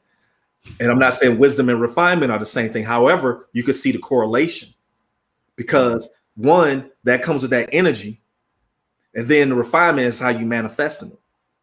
It's like God, I remember you some years said ago, power is the truth. And a lot of times people jump out and say power is the truth, but they don't tell them how the truth is. Why it's the truth? Because here it is. So you know I've been listening and taking notes. Uh Power, when you receive the truth about something, it forces you to do one thing or the other. You example, great living example. See, this is mathematics in real time. People, I know people who feel like they are sitting ducks waiting to catch this virus. And then I mm, know other people, such as myself, that said, I'll do everything within my power to prevent catching the virus. mm, But we know that there's a virus out here. I know people personally who have had it, like not people on IG, people personally that I know, phone call, talk to them in person, they've had the virus, the coronavirus I speak of. So in turn, because either thing you choose to do is going to be your action, a non-action or so-called another. You go to, like me, I take supplements every day. I take vitamins every day, and it's so tripped out now. For example, vitamin D. I take vitamin D3 every day. And now I heard on the news the other day, they're saying vitamin D is a way of preventing, or at least if you do catch the virus, it will help you work through the symptoms much faster. So that's how we got to think about with power and then refinement, because now I got the truth. How am I going to make myself better based on that truth that I have? Now, this is where we could talk about the phrase, tie in the phrase or the term cognitive dissonance. You know better. You know this. You know it ain't right, but you still go to do it. You ain't seen Jesus come back yet, but you still waiting for him to come. You know all, when you sit down and look at yourself in the mirror, you know all the problems that you've experienced come from your own doing. But you rather blame some mythical being that's supposed to be below your feet. Or you've been forsaken by some mythical being that exists out in the sky, versus the real individual, the actual living being that is you. That's power of refinement. I mean, like, once again, you got to take this and apply it in everything you do, in every situation, the good, the bad, and the ugly, and the effed up. Because that's usually when people break. That's usually when people forget that they got mathematics, when it's really effed up. They really going through that hell. We talk about love, hell, or right. People, and I've been there. Like, once again, I've been there, because if I was applying my mathematics and living out my lessons and with a proper understanding of them, there's a lot of things I would have avoided 10 years ago, 15 years ago, 20 years ago. However, everything does happen in its own time, and I'm grateful for where I'm at right now, because I'm able to help people based on my experiences, based on the refinement of power. True indeed. And if you didn't go through those things, you just went through something else, It's true. Like, that's what they talk about in Avengers, God. If you change the timeline, G, and then it goes into another timeline, it's still gonna be a timeline. Exactly. How are we gonna show but it's facts. Power that we're all wise and righteous if we don't have no life experience? Ooh, one of my favorite degrees. Yeah. Understanding God. Yeah. And that's the degree. That's the degree I think about, G, when I think I might be getting off the trail of righteousness. I think about that degree. Why does the devil teach 85% that God is a righteous unseen being that exists everywhere? I think about that. And if he's just and true and there's no unrighteousness in him, really examine that. I tell any and everybody, think about that degree when you're doing dealings with somebody. And this is another reason why you should know your degrees. That's a real example. And I know people got different viewpoints on this in relationships, male, female, whatever. When you think about dealing with some other woman, I'm speaking just anybody dealing with somebody else outside of your home, is that going to be righteous for the person that is inside your home with you already, or whomever if you would, maybe they might not be living with you, but righteous. Look at that word. Do what's right for us, which once again is synonymous with dealing with equality. You got, those, and that's why I think about that degree. My favorite degree is understanding, build, and destroy degree. Then why did God make devil? But so, which once again reminds me of the hell that I could cause myself.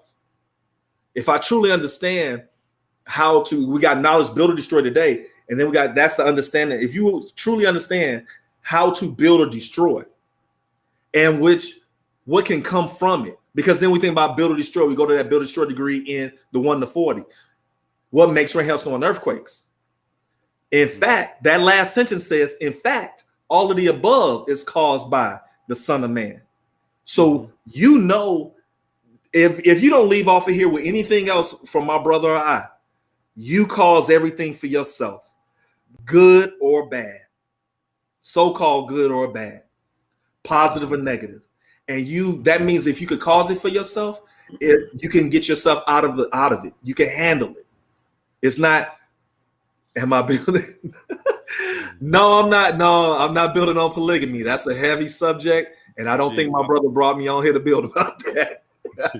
I need to say this as well. Go ahead. Even though that degree says all the above is caused by the Son of Man, that also includes the daughter of a woman. Oh, yes. You know what I'm saying? I thought you part yourself. Indeed, we got to remember the duality. Because sometimes people would like to play that game and be like, oh, you're the only one that's responsible. And then, you may have some people that act like they ain't responsible for shit because they're a woman. No, all the above is caused by you too, just like all the above is caused by us. And what that actually means is we take responsibility for what we do, and we also take responsibility for how we choose to respond, which means that we don't let people off the hook that may be in positions to manipulate certain circumstances, but we always take responsibility for how we choose to respond to a given situation.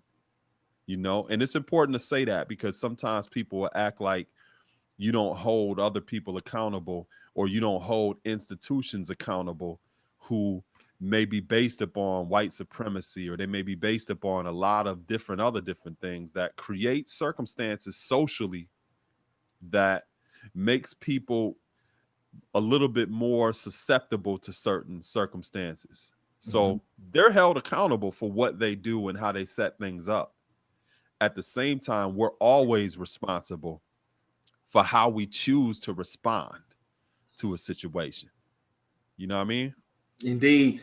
Gee, I'm glad you brought that up, because I was building with one of my female students, one of the sisters, and she blew my mind when she said that. Like, she put a higher standard to God than the earth. And I was like, she said, well, y'all are the supreme being, all of this. And I said, yeah, but I'm not the mystery God in the sky. I said, I'm still gonna mess up. I'm not perfect. But the same standards that you're holding me to, are you holding yourself to that? And queens, we must be mindful of that. Because, all of the above is caused by the Son of Man. And I saw that Shabon had asked that question, what's the meaning of Son of Man? The knowledge, it's dropping a package off. So the light, the knowledge that is in the knowledge of your mind. That's one way to draw up Son of Man. And last time I checked, the mind connects all of us. We all have a mind. Yeah. I'm pretty sure that's Umi, Black Page. Yeah, Queen Umi Earth. Yeah, that's very important. Eminent Allah. For those who know Eminent out of Medina, he was trying to help me with that actually. That's vital. Yeah, that man.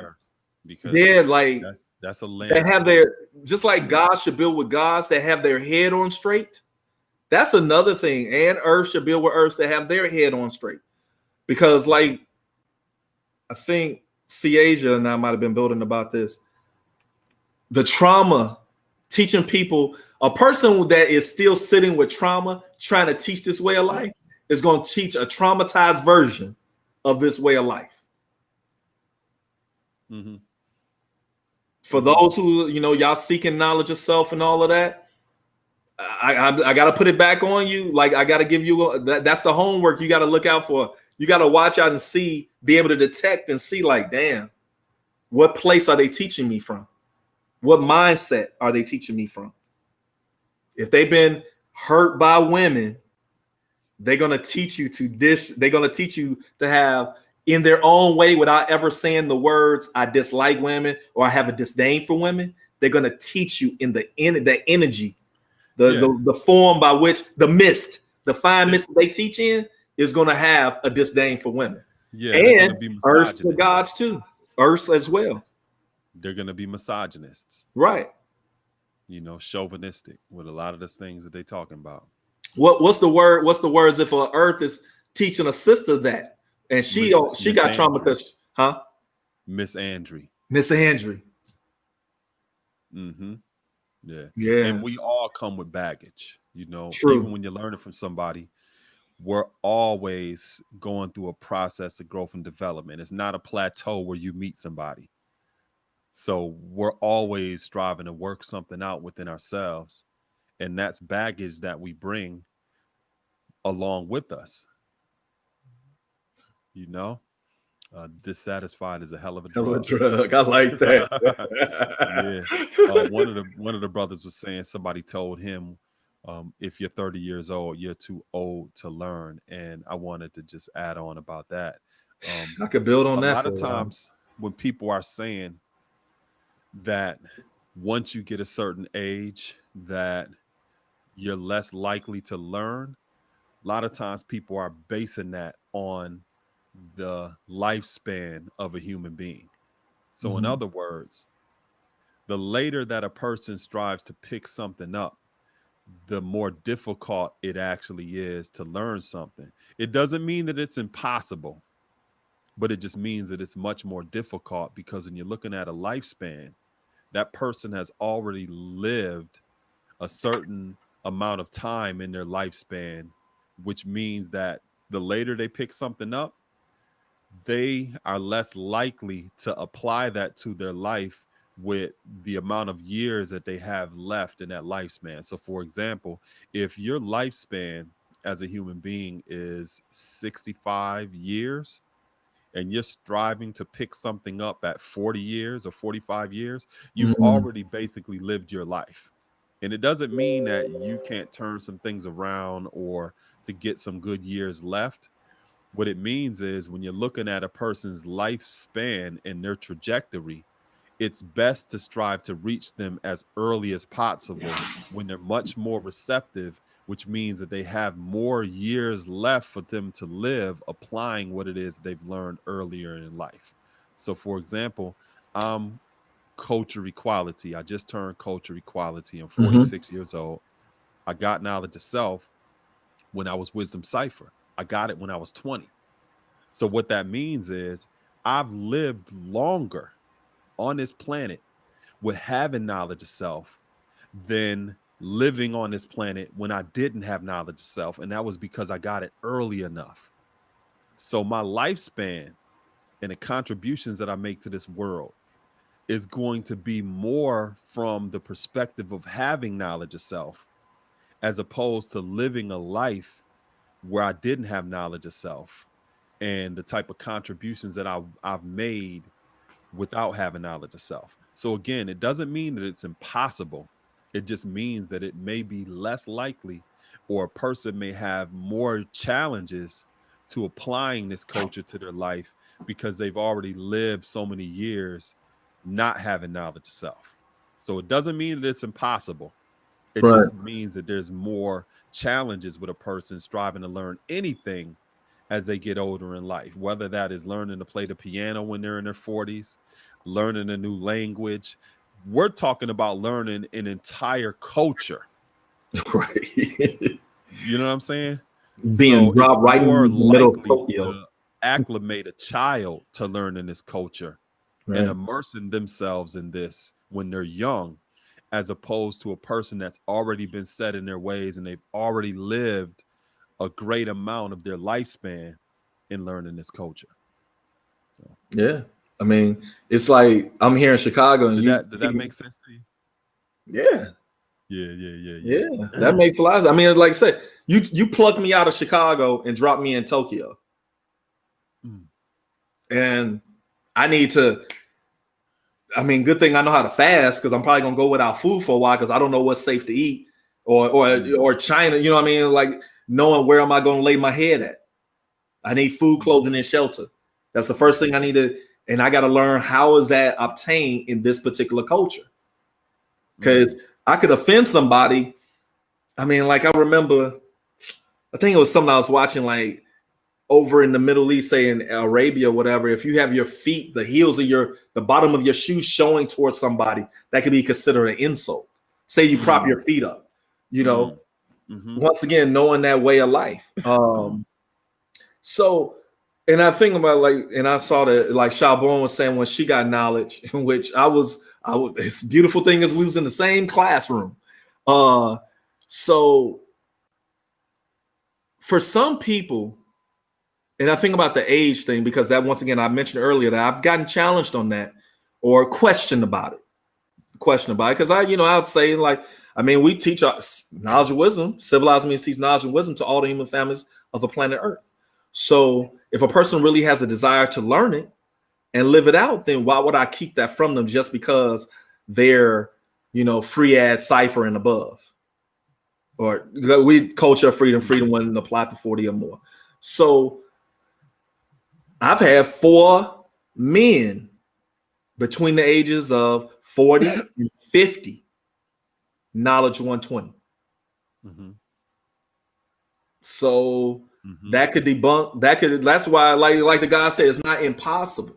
However, if I counted how many people haven't who have come to me in that age range or even below, I noticed it's like I wish I had made like a spreadsheet or some type of metrics to track.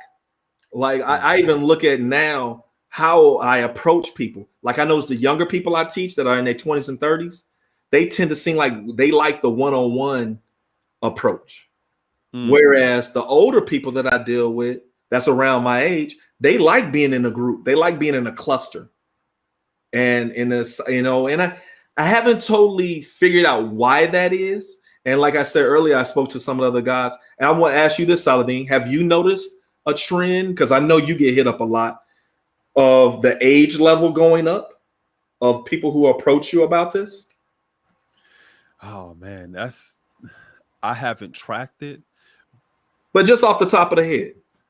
Man, it's so vast because I get people that reach out from different countries, Right. different ages, and that all plays a role too, because that may be coming from a different cultural context because they may be in Zaire or they may be in Australia or they may be in the UK, and so all of that plays a factor in that as well.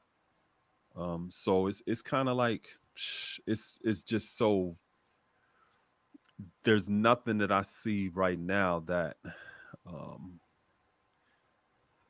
I would say that here in the United States, there may be people that are between the ages of their mid 20s to their mid 40s that reach out to me about learning the culture. And, one thing, the God Divine was on here earlier. Oh, And divine understanding. yeah, and Yeah. Laura Hashem Yeah. actually brought him through 120. And the beauty of that brother is that he's already been doing the work and he is our peer in terms of his physical degree or his age, but he's already had a lot of life experience. And that's beautiful because he already brought that to the culture and to the process. So learning his lessons, he already had a lot of context because he was already doing a lot of this work, just living out a lot of these principles and values. Right. And that's something that served as an advantage to him because it was more of a process of confirmation as opposed to learning something entirely new in terms of a culture and learning how to apply certain things. He was already applying a lot of this stuff in terms of the youth advocacy he was doing and the community outreach and just the core principles and values that he was reared with in terms of his family dynamic. So it wasn't really about him being convinced about the value of a lot of the things that we teach. He already was living a lot of that, Right. So that was an advantage on his part in terms of his physical degree. But when it comes to other people, that may not necessarily be an advantage because they may have been living an entirely different way for 4 decades, before they even wanted to learn about this culture. Right. But everybody has their own unique set of challenges when it comes to learning this way of life because this is not the type of worldview that is advocated here in the West or in other different societies as well. So it's something that just naturally comes along to territory, and a person really has to be willing and committed to learn. And that's ultimately what it comes down to, regardless of what their age is or their gender or what their family dynamics are. If you're willing and committed to learn to improve your quality of life, then you're going to do what's necessary in order for you to embrace this type of culture to improve that quality of life. I think slowing it down, like going back to your earlier question about, from then to now, and like today's mathematics, you got to do the knowledge to how a person is building or destroying. You got to assess them. Going back to that, you got to do the knowledge. And really was something that I get concerned about. And I think about ways to circumvent this. I want to use the useful land of the digital world, like the 6 million square miles and build a destroy degree in 1 to 10. But then that God degree, how much of the useful land is used by the original man? The original man uses 23 million square miles. I want that 23 where you see how I'm living, wisdoming my understanding of this way of life. So for you gain an understanding on reverse that 32, 3-2. You understand how I'm moving. And I'm gonna tell you based off of my knowledge, I'm gonna tell you. So in turn, we're around each other because it was like the older God. Well, okay, I won't say he killed me for saying older God, but Eminent, I was building about that. He said, look at how it went from the video games in the 80s. Then you could play them online. Then you got the social media apps, all of that stuff getting to the point of now we don't have to be in each other's face. We don't have to pick up the phone. Like you and I got this right here, right? We actually have broke bread. So we do have that in-person connection. However, I think about, I get people, like I have a brother and sister that's out of Ohio that I'm teaching. And I haven't met them yet, even though actual fact, I got some people here in the city that I'm teaching and I actually haven't met them yet. I mean, you got the different reasons, obviously with the COVID and people's concerns about that. Even though I really strive to not have to erase that distance. At least see me once, at least see me and know who you're talking to. And I think about that in some ways. That's why I would tell somebody, if you could teach one at a time versus a group, or maybe 2 or 3. So you had that time to have that one-on-one and you can get to know them personally, because we want to know if this is really your way of life and your culture. So you should know how everybody is living that's within this way of life. And I think about it, to be transparent, there's some people that I've been teaching or have taught. They've been in my home, but I've never been in their home. I mean, I'm figuring I ain't funky and all that stuff. I ain't gonna come in there and they don't think I'm a kleptomaniac, but it just hasn't happened. Yeah. So I have to look at different ways of getting to know them and talking to them. And one of the things I always share with people is I'm not just here for you to learn lessons from. For one, I learn from you. It's a two-way street. And I'm also here for you when you're going through that hell. I'm here. You could come bounce you could come talk to me about your problems. Exactly. I might have something, or I might just have to be a good listener. I might not be qualified to build on it, but I can at least listen so you can get it off your chest. Because a lot of times the anger and frustration comes from them not having a space to express it. And express it in the raw. I don't know what the fuck she thinking she did. Go ahead. Hit me with it. But be aware though, I will ask questions. Because as my mother, and I always appreciate this about my mom, my mother is that with her 2 boys, she never, in regards to women and I saw this more with my older brother because I just knew not to take too many women around my mom in the first place, because she will take you from knowledge to born. Yeah. But she never jumped to take the side of her sons. Actually, seriously, she never jumped to say, "Oh, I know my son didn't do that." I'll tell you like this. In the midst of my divorce, going through my divorce and things things was deteriorating, breaking up with my marriage, my mother would ask me, she'd say, "Son, what are you not telling me? Why is she responding that way? You did something, and you're not telling me what you." She would press me, and I'm like, no, this is where I messed up at, or this is where I fucked up at, and she wasn't able to get past that. But she never. I could, in all the years I've known as a grown man, she never just said, "Oh, like I just had a clean. Always, I could never do any wrong in her eyes." Nah, and really, that's literally how it should be. That's how it should be when we're dealing with our brothers and sisters. We should be able to hold each other accountable, and not just holding somebody accountable because they missed the in the knowledge degree in the 1 to 10. No, it says the cream of the planet Earth, God. You missed that. No, hold me accountable because you saw me online saying all these stupid ass bitches and hoes. I tell you that it does bother me. I get it. People got their ways, and it's just like I used to ask brothers that I was coming up with, like, damn, why are you selling that? I mean, is that what we do?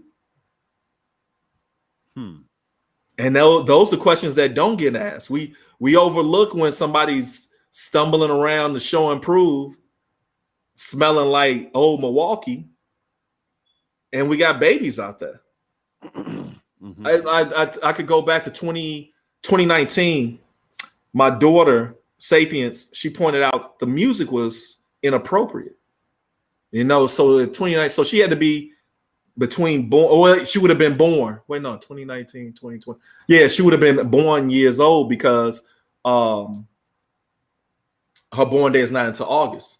So we was at the show and prove, and she said something about them, and she's like, "Oh, the music, Father, do you hear that?" Da-da. And I said, you know what? Go to that brother right there and tell him what you're saying. Tell him about this music, and ask him if he would change it. She was nervous. She was thinking like, damn, she wouldn't be listened to and all that.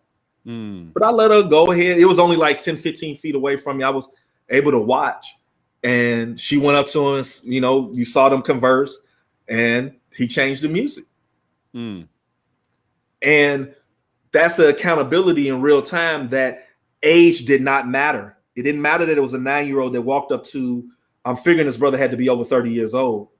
I didn't know him personally. That's why I forget who it was. He was standing around Umala at the time because Umala was cooking and grilling. But he changed it. He changed the music. And once again, that ties in, like I said, about the age. People have to remember our culture. If you ever wondered about how our culture is, I say the method of how like I approach it, how I look at it is like martial arts. No matter if you're a black belt who don't had this for 20 years, you know your lessons, you still got to come down and meet that person at a white belt level who doesn't know anything yet. And you don't hold that over their head either. Yeah. So because there's always somebody with a double black belt that'll get in your ass. Right. Yeah. I know 3 or 4 of them that I stay in constant communication with. I'll be trying though, God. I'll be slipping in some jabs on them though. I'll be like, and then I just remind them how old they are. No. If you understand humility, you don't have to force to be humbled all the time. And it's like you can see with some of us, the writing is just simply on the wall, and it's like a self-fulfilled prophecy. Before destruction comes pride. So yeah, G, I wanna close it up right now, but I appreciate you. Indeed, you coming. We finally did it. Yeah, we got to do this again another time when we got an opportunity. I know your schedule will be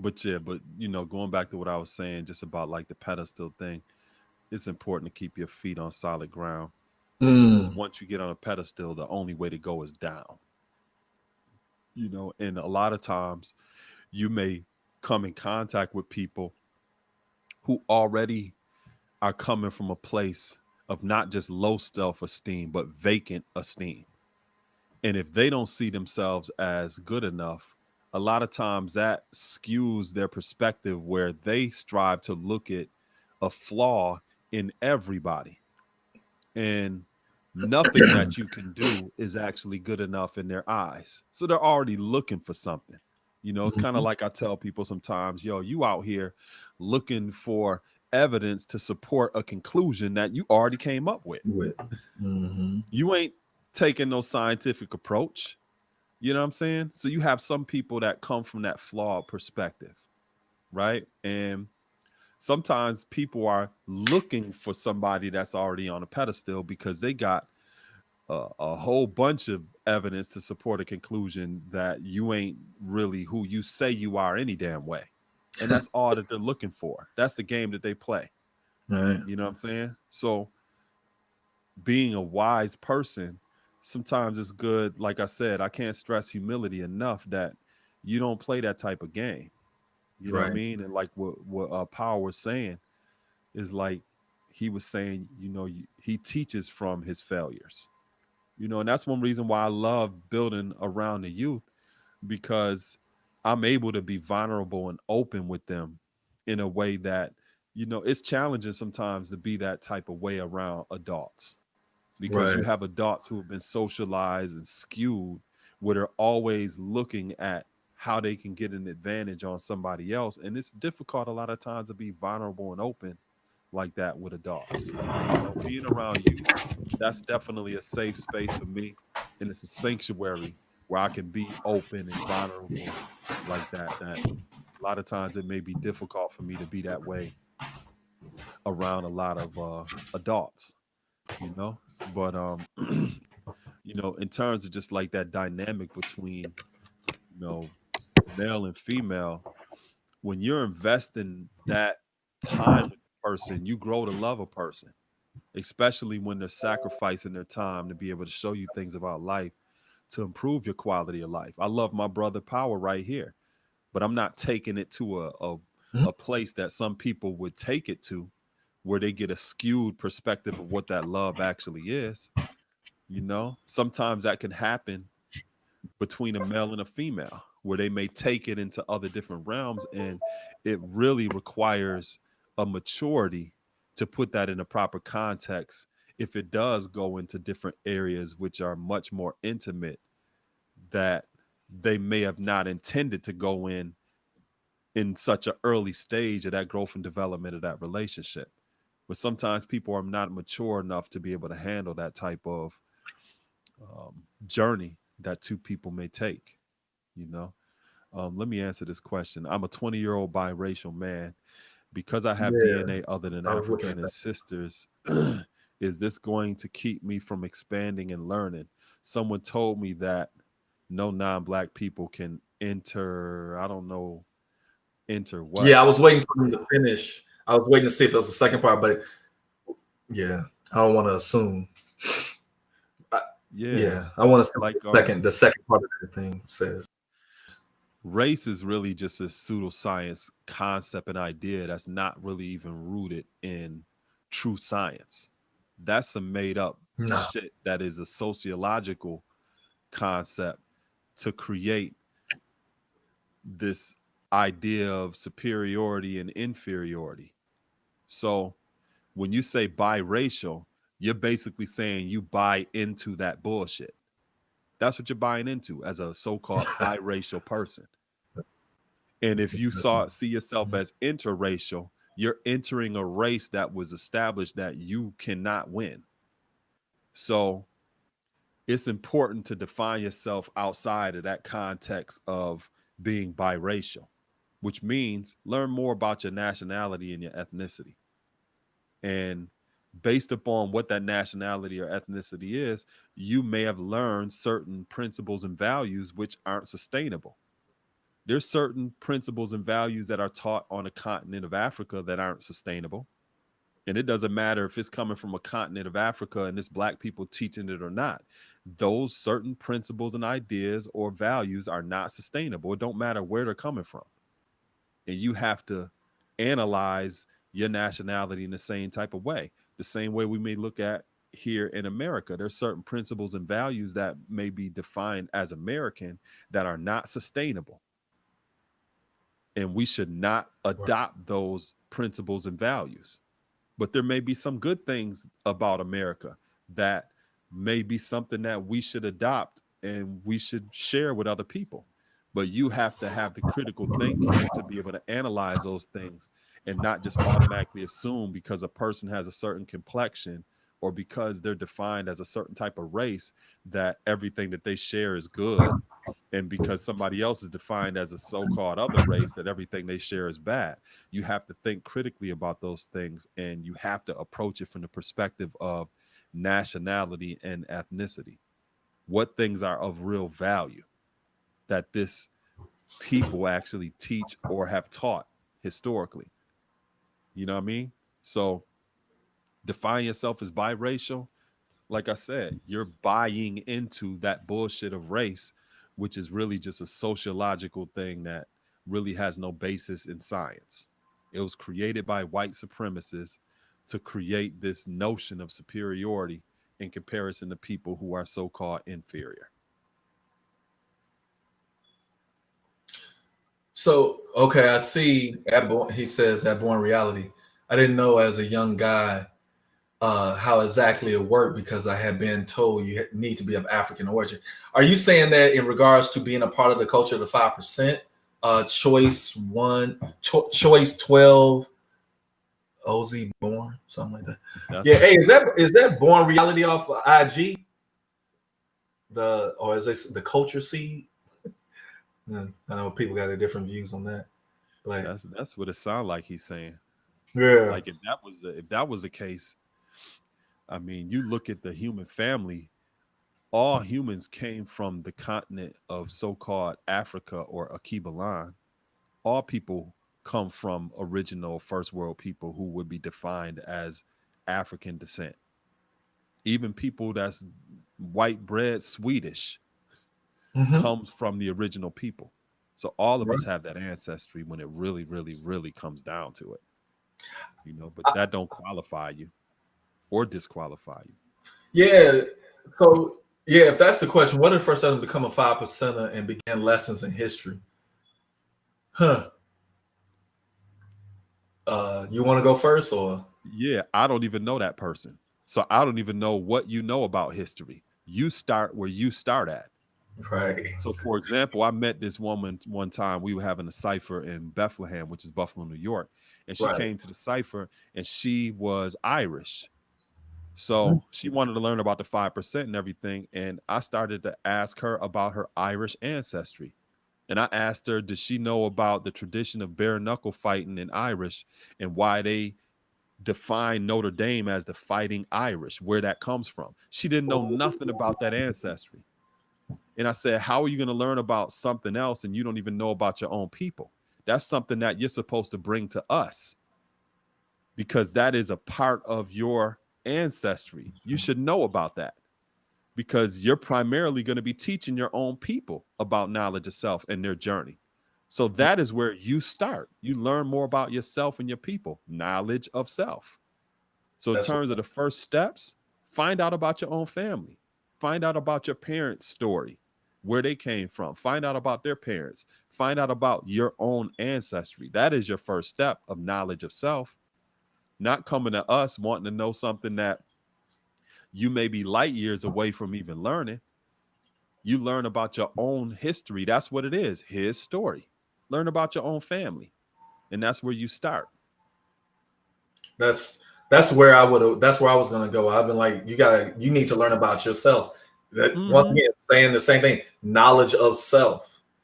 Because what I think where we come in handy, if I might use that loosely, is you've dug into yourself. You know about your family tree. You know about your lineage. You understand about how your family might have migrated from one land region to a next. And then when you have those gaps in there, that's where we can help kind of guide you to once again digging deeper and say, oh, hey, did you look at this? Because like you mentioned the thing about the African descent, you know, like originating out of Africa or a Kibulan. And I think about the God degree in our 1 to 14. Why does the devil call our people African? And to make our people of North America believe that people of that continent are the only people they have and are all savages. Then skipping through, because I know we ain't come on here necessarily to spit lessons, but obviously you show people how we use them to be able to come to certain understandings, come to proper understandings.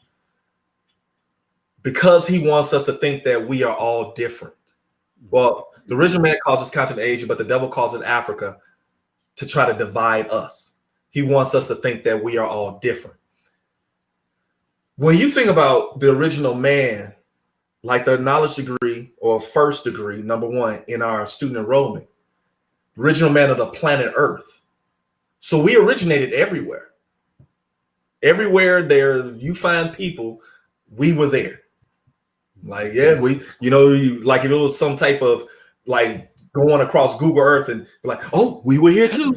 Oh, we'll keep peeking in and just be like Waldo, like, oh yeah, we were here too. Yeah, we were there too. Yeah, no, we're here again. So when we go to say, I'm weary even when I talk to somebody who doesn't totally grasp the understanding of like the Pangean continent, the supercontinent, and Asia as one, then West Asia, then Eurasia, or pardon yourself, East Asia and Eurasia, or West Asia and East Asia. Those terminologies. I'm even worried about Africa, because then if you're thinking you just came from this one continent, 11.7 million square mile continent, and that then you lose the point of like the education you would get from reading Dr. Ivan Van Sertima's They Came Before Columbus.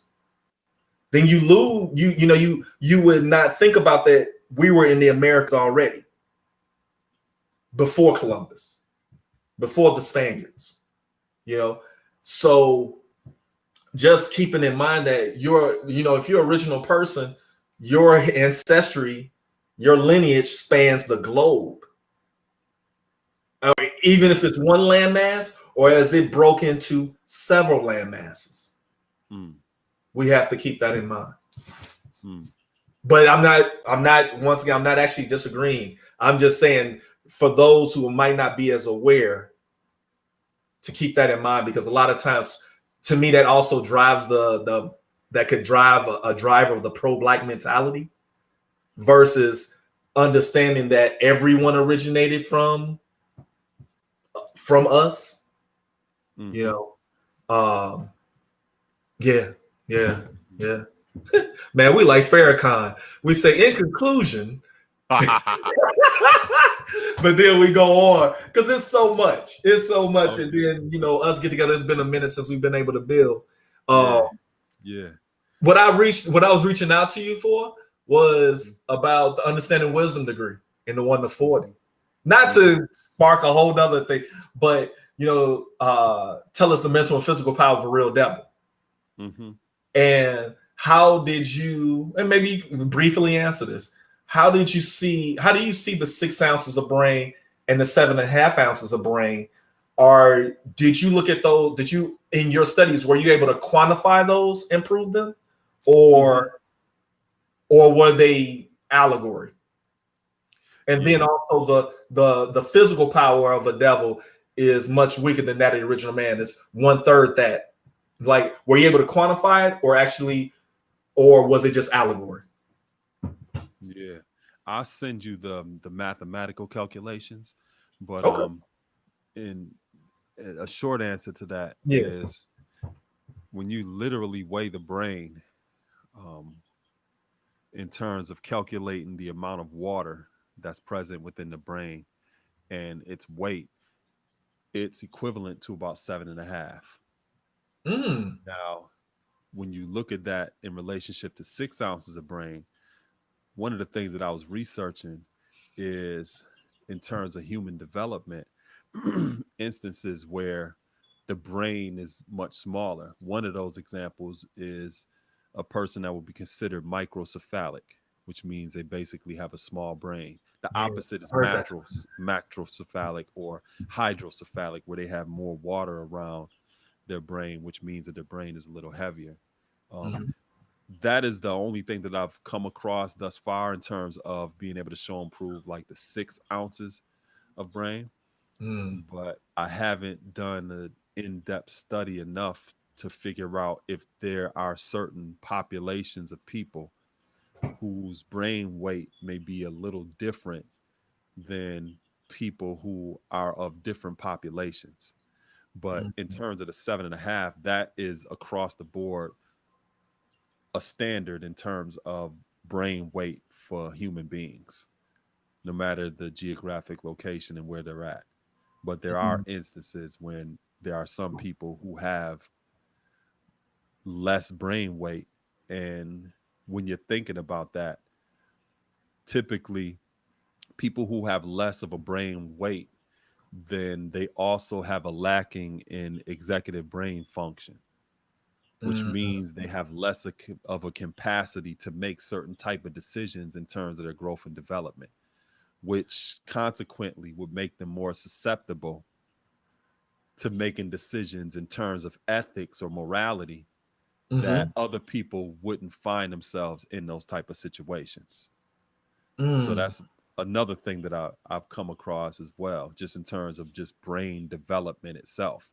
And that's one reason why when you look at just Cro-Magnons, or you look at the various different types of beings that are considered, different than Homo sapiens, one of the things that they oftentimes talk about is the difference in brain capacity. Mhm. And when you look at the difference in brain capacity, you also recognize that some people who had less of a brain weight were more primitive in how they expressed themselves, as opposed to others who had more of an executive brain function, who begin to use tools, or they begin to express themselves artistically in terms of cave paintings or other different things. You started to see more of a development of actual culture and civilization based upon their brain weight and those executive brain functions, as opposed to people who may have thought more primitive because of their brain weight and their lack of capacity when it comes to brain development.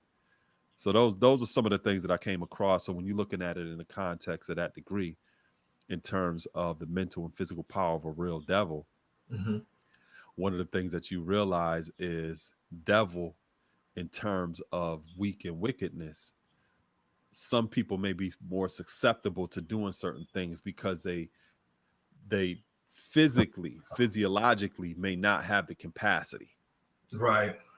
You know what I mean? And Yeah. as opposed to others who may have the capacity, which means they have much more of an ability to comprehend ethics, morality, other things that require a sense of civilization and righteousness ultimately. Yeah. And I build with different gods. You know, all like life, imminent, Lord. I didn't talk to Lord about Lord Jamel, but Mm-hmm. that the seven, and actually even previous to that, I understand he was saying that it encompassed the pineal gland. It had something to do with that, but then I found that didn't actually match up. Far as saying instead of just the brain, but you have to include the pineal as well. As far that was one way, I guess, in the Kemetic society, that's how they figured out the 7.5. Mm. But other people, other brothers that just said more the 6 and the 7.5 are allegorical to and applying the mathematics to it. 7 is God, 6 is equality, or some people look at 6 as metaphor for the devil, which I'm careful about that one because that could be taken way out in left field. Now, the 1/3, when regards to the physical power, I drew that up as the far as the scientific, the density. bone density. That is where I saw it being able to quantify that between original person versus a non-original person. Mm-hmm. But yeah, so I saw that brother, I guess the young brother, Choice 12 Osborne. So I thought they were going to present some sort of information on the film tonight. Or is it? Oh, okay. No, that's dealing with what the title of the post of your live. But there's no product. Even though I do see some of my brothers and sisters, they have certain protocols of how they teach. As far as becoming a 5%er, it's like the guy said earlier. You meet one willfully. You want to meet somebody that lives around you. Because you want to know about their everyday activities, just like they should want to know about your everyday activities. Mm-hmm. And you start building with them. We don't have a cookie cutter methodology of how we teach this way of life. Saladin and I, if I'm from our previous conversations, him and I, we don't teach this. We don't teach the same curriculum, but we don't teach it the same way. We don't deliver it the same way. I think, we talked about the mathematics and the lessons, saying, teaching the lessons, but teaching the mathematics as you're teaching the lessons, or say that method and the other like probably the most common is mathematics, the alphabet, and then going into the lessons. Even like people had a discussion about the order of how they give out the lessons, not to waste time on that. But once again, there's no, like I said, cookie cutter way. But the main thing is Choice 12 Osborne is that you want to get with somebody that's in your area. What area do you reside in? Where do you live at? Yeah. And again, he's saying that because this is a culture. It's a way of life. And the way that you learn a way of life is you learn it through transmission around someone that's actually living it. Could you imagine having a book saying, oh, I want to learn an entire culture from reading a book, or I want to learn an entire culture from watching a video or listening to some music? No, those are elements of a culture. A culture is a sum total of all your people activities, and the way that you learn it is being immersed. You have to be around somebody. You have to live around somebody so that you can learn those various different elements.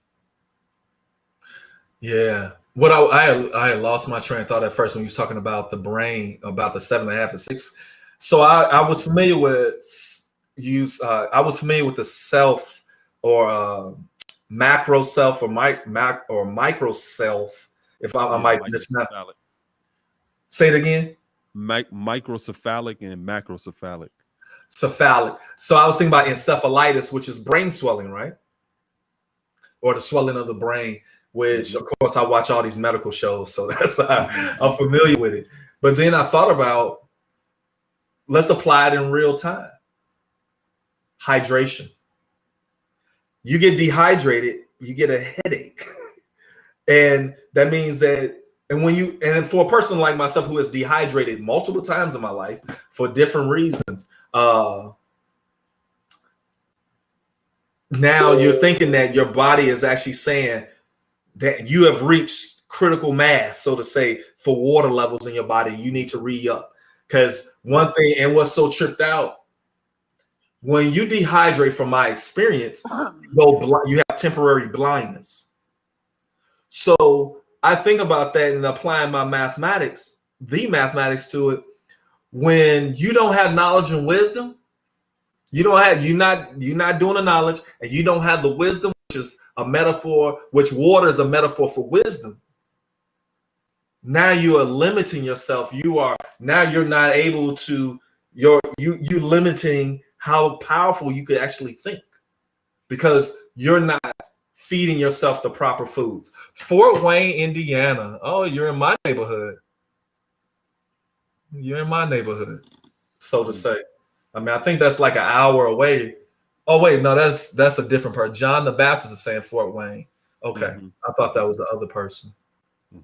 But yeah, but John the Baptist. Okay, that's a cool name, brother. but yeah, so Yeah, I'm gonna send you the mathematics. I'm gonna send you the Yeah, calculator yeah, indeed. so you could I do the appreciate numbers to that. it. You know, Yeah, but that's more just from a scientific perspective. And then, like I said, I've been doing other research just on humans, humanity, brain development, and everything like that as well. But like what you're saying, once you put it in another context in terms of the allegory, the application of it, hmm, God, knowledge, wisdom is also that's also civilization. right. You know, where the original man started when the planet was first founded. Mm, God is supreme force and power. Six is equality. So there's a difference in terms of your capacity when you're simply dealing with equality as opposed to supreme force and power as well as civilization. There's certain things you're susceptible to when you're dealing with equality, even when you're looking at it in the context of 6 miles of the Earth's surface. As its mist ascends higher and increases with other forms of mist at a different current of the atmosphere, it becomes heavier than gravitation, then distills back into form. mm-hmm. So the same way that planet Earth has weather or atmosphere, we have emotional atmospheres, and sometimes people can't rise above their emotional atmosphere in order to do the right thing. Sometimes people have a problem with morality and ethics because they don't feel like it or they feel different instead of doing what's just and true. If you're operating on a level of supreme force and power and civilization, fuck your feelings. It ain't got nothing to do with how you feel about it. You need to do the right thing. And sometimes people can't get out of their feelings because as this mist ascends higher and increases with other forms of mist in a different current of the atmosphere, they become heavier than gravitation, or the pull of how they feel makes them distill right back in the form of how they feel about shit as opposed to doing what is just and true. That, And when a person operates like that, that makes them susceptible to being weak and wicked. Because in this society, everything in this society appeals to how you feel. mhm. We're constantly being bombarded by doing things based upon just how we feel about stuff, as opposed to thinking critically about what is ultimately just and true. And if It, we can't get out of that shit, we're mhm. going to constantly fall victim and be in the form of what others want us to be in. Yeah, and You know? you think about current of air, and I think about like they say in the form of small in small round drops in form or in a light fluffy form, which is called snow. So the different forms of emotion. And I was thinking about something I was pointing out to this wisdom the other day. Well, I'm referring to a woman for those who are not familiar. Um, I said, I'm paying attention to exactly how you're saying something. And because of how you feel about it, you're not really catching that you're controlling the narrative, but that ain't actually the truth of what's the actual fact. And that's something that once again, when you use mathematics properly, you're able to discern. You're able to disseminate that information as far as saying, no, that ain't actually what's been said. Mm-hmm. You're saying what you like, you're saying, like, oh, that person knows. That person knows I'm not about to give them a ride. No, you left them with the idea that you was gonna give them a ride the last time y'all talked. But because you think you didn't directly tell them that, oh well, I can't do it now because I gotta go into work. Mm. You kind of hit it, you hinted at they might call me into work. Mm-hmm. But instead of just, and I had a better example, I don't want to go too deep on, but So instead of go ahead. it's like what you said about the many different layers of currents. You got some layers of currents that's cold and warm, others very swift and changeable. Those Mhm. layers of currents, the cold and warm, the swift and changeable, that only exists within 6 miles of the Earth's surface. Once you get above 6 miles, you look at Mount Everest, it's 29,141 feet high. That's only 5.5 miles. So Mhm. 6 miles above the Earth's surface is actually higher than Mount Everest. Right. And when you're talking about currents of air, when you're that high, it's just cold. It ain't no cold and warm and swift and changeable and small round drops and forms or light fluffy. It ain't all of that. It's cold. Oh, It's freezing. So when you're thinking about cold, cold is aligned to indifference. When a mhm. person's indifferent, they're cold. In colloquial terms, they don't give a fuck. Yeah. And So a person that's indifferent, that's cold, they don't give a fuck. Sometimes in order for you to do what is necessary, you can't be in your feelings. You got to be cold. You got to be in that current, which ain't swift and changeable. It ain't lukewarm. It ain't wishy-washy. It is what it is. And sometimes people find it very difficult to be able to do that because one of their attachments is sentimentality. Certain things are too sentimental to people for them to be able to detach from it. And that is a core principle of Buddhism. You think about it, yes. Buddhism, when you look at the East and you think about people who learn about the path of Buddhism, you oftentimes hear a lot about mountains. Yeah. Yes. And meditation. Yes. It's all about detachment. Solitary. Solitude. Exactly. Yeah. Exactly. And not for you to stay in that space, but for you to develop the capacity to be a meditation in the midst of chaos, to be on a mountaintop around people on some molehill shit, but to have that sense of balance when it's most necessary, to be detached, but attached at the exact same time. And here's an example of that. We don't own our children if you're a parent or a guardian. They're not yours. Bill God. You're here to help them grow and develop into adults. And you don't have the capacity to make decisions for them temporarily because they're a minor under your supervision.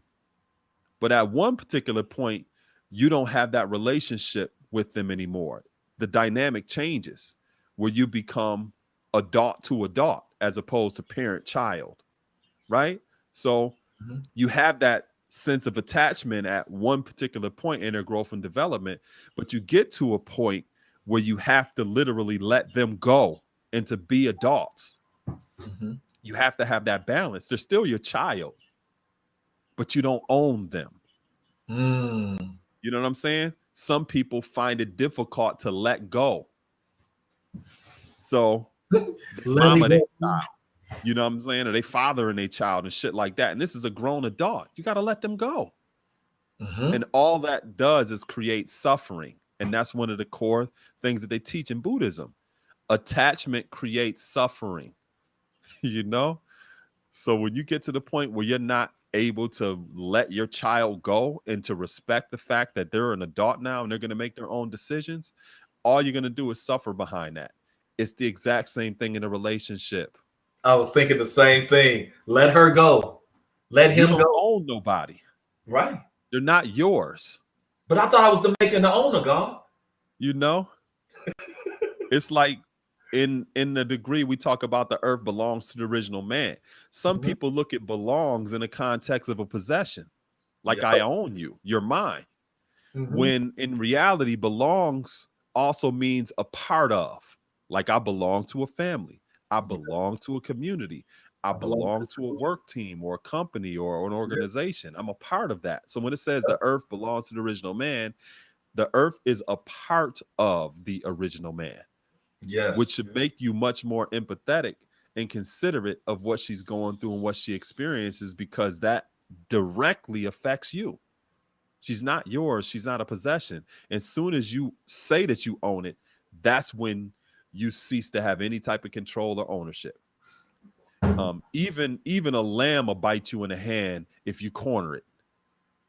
People act like lambs are so meek and they ain't gonna do shit. Nah, a lamb will bite you in the hand if you corner it.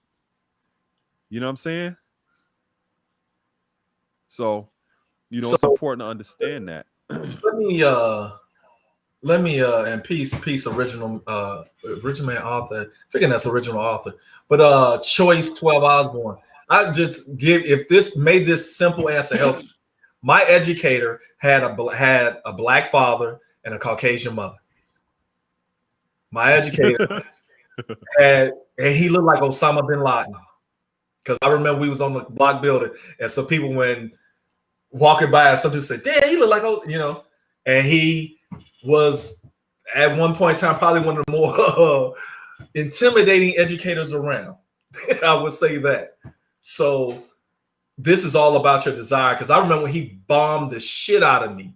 Because I said I was sitting in his front room and I was just scratching the surface with my lessons. And I was probably in the 1 to 14. I said, hey, God. So understand and agree why we let a half original man like Columbus discover the poor part of the planet Earth. I say, God, so are you half original?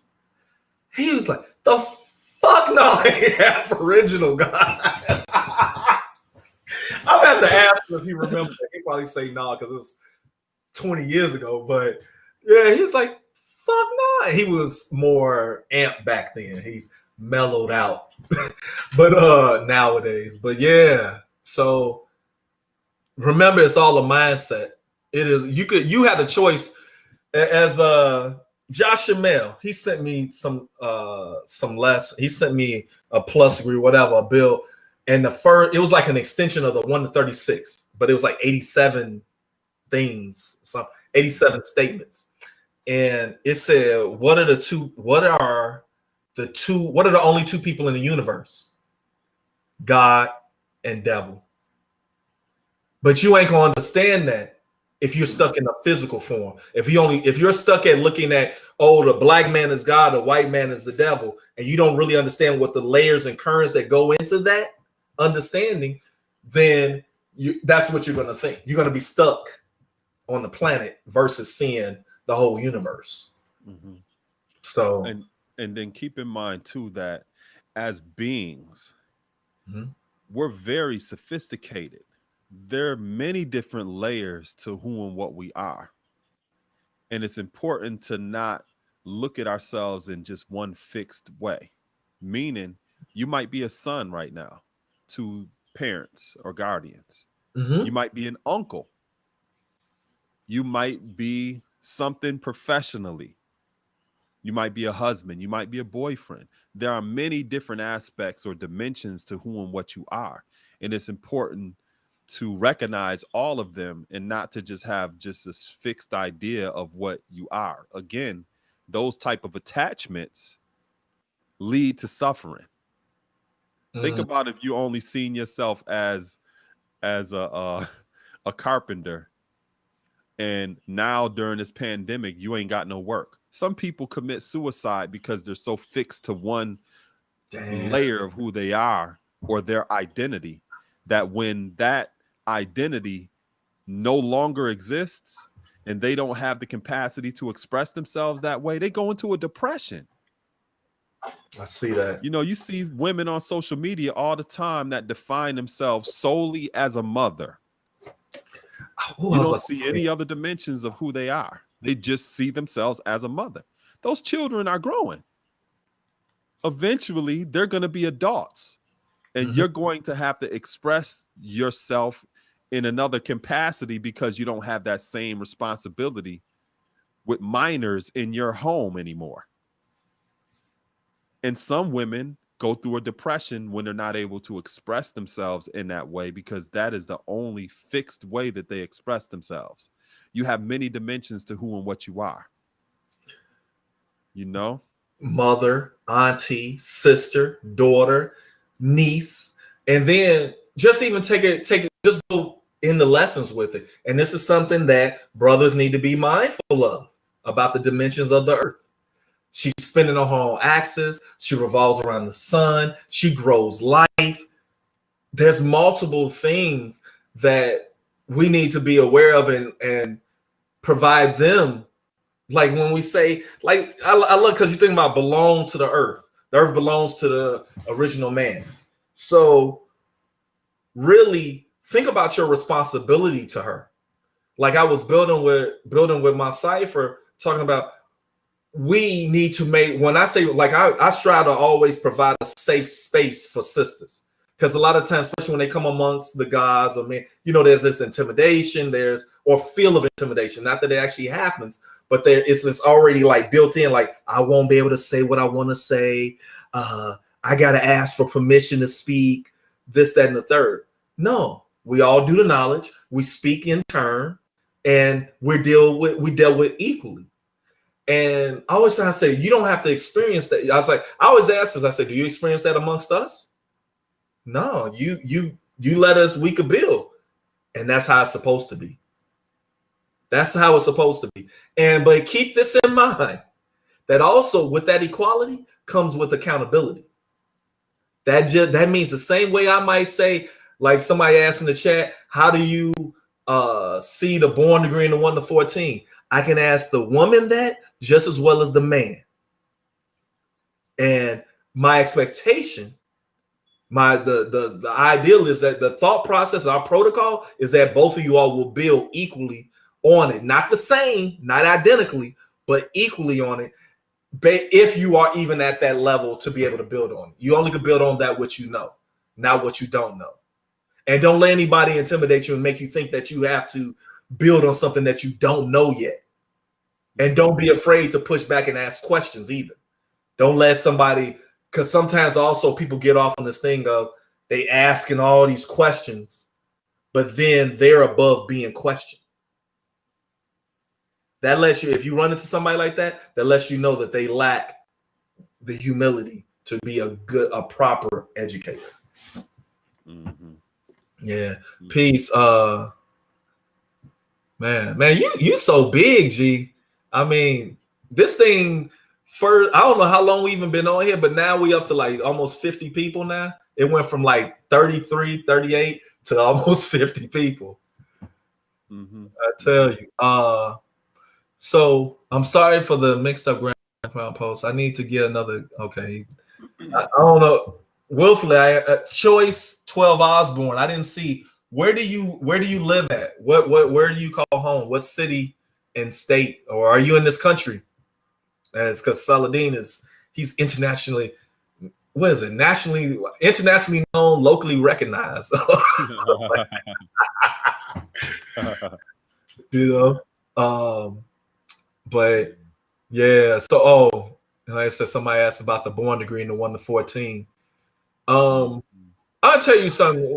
When somebody asks you about how you see a degree, the most common mistake I see people make is they go to talk about that degree not in reference to self. Though when you go to build on a degree, and if you really want somebody to really get a clear understanding of your understanding, okay, Charlotte. Oh, I know people down there. I know, yeah. Yeah, I know, yeah. Minister Justice, I think. I think it's quite a few family. Yeah, it's a big state now see. Yeah, now see. Magnetic. Yeah, my brother Born Scientist is out in Now See. There's quite a few. Yeah. Pete. Or you say Peace a lot. Is it Peace a lot down there or Magnetic Tyson? That's his actual. Yeah. The ball head. Yeah. So oh yeah, how could I forget Born King? So but yeah, so 35. I built on this. I mentioned this earlier. I think that was John the Baptist who asked. Making we make him study from 35 to 50 years. After he goes through this labor from 35 to 50 years, we allow him to allow him to come and do trade among us. They could come and do trade. We permit him to wear our flag. All of this. How are you applying this? The way I see that is examining the people that come around. Because there's some people that you are allowed to do trade with, i.e. business associates. And then those are people that you also will accept into your culture and, that you see that they want to live your way of life. So you permit, and I say this loosely, but the permission that they get to wear that flag, the holy flag, the sun, moon, and stars, they earned it. It's not that you sit there and say, yes, I deem you worthy, and you do the sword on both of the shoulders, or that's that sword that ends up being put above the head. Because some people do that. They are deeming you worthy. They are putting a sword above your head because they want to keep some level of superiority to you. Mm-hmm. You got that. I mean, it's so many ways I can go in that degree. It's so many things discussed. However, just keep this in mind. Reveal the secrets. How are you? It shouldn't be no secret life. You should not. I'll make a very serious analogy. That's real. And I mentioned this earlier. Like when I went to see my brother up there in Atlantis, what was he doing? He was in school teaching. And because I wanted the children and I were together, I was gonna come up there and go see him in class, but he was already in the midst of his after school program. So we ended up jumping on the tour bus and touring the land until he got off work. But that's literally what he's doing. So, and then building with him directly, and the same for me. What you see me doing out in public on IG or whatever, whether it's me showing off my grass after I cut it on Saturday, because that's one of my favorite hobbies, but it's real, or doing my chores inside the house on Saturdays, that's what you'll find me doing. Or I'm teaching my class on a Tuesday night, or it just, whatever it is, being with my children, cooking. I like to cook here and there, all that. But, and it's like I say, the same thing with my brother. That we're doing what we show. We're not just showing what we want to be doing. Mm-hmm. That was kind of cool. but yeah, any you got any understanding you want to share on that, on the born degree and the 1 to 14 God? Like you said, it's so much to that. Yeah. But, just to add on to what you're saying, it tells you about who you allow amongst you and the type of relationship that you establish with them, and the requirements to actually share that intimate space with you, and the standard that you must uphold type of relationships. Because like in the degree, it talks about the sword as an emblem of justice used by the original man in Muhammad's time. So anytime you want to consider one that's worthy of praise, you have to have a sense of justice to you.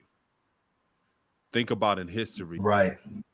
Any person that is considered just, they are also aligned with being worthy of praise, not tyrants. Thinking about that degree, it's about the standard that you uphold in terms of justice and the relationships that you establish based upon that type of standard. But there's a lot to that degree. You know what I mean? A lot of See, I'm sitting back and the wheels. I'm like, why does Muhammad make the devil study for 35, 50 years? We don't make anybody study. You got to make yourself study. Mm-hmm. Somebody, I think Born Reality said earlier, he didn't see how you could teach refinement other than physically somebody cleaning themselves up, but the mental part has to be within, from within. Mm-hmm. That's very true. However, I will say, once again, if you lead by example, not by talk, but by visual example. Damn, I see when I go in Powell's house, he keeps his.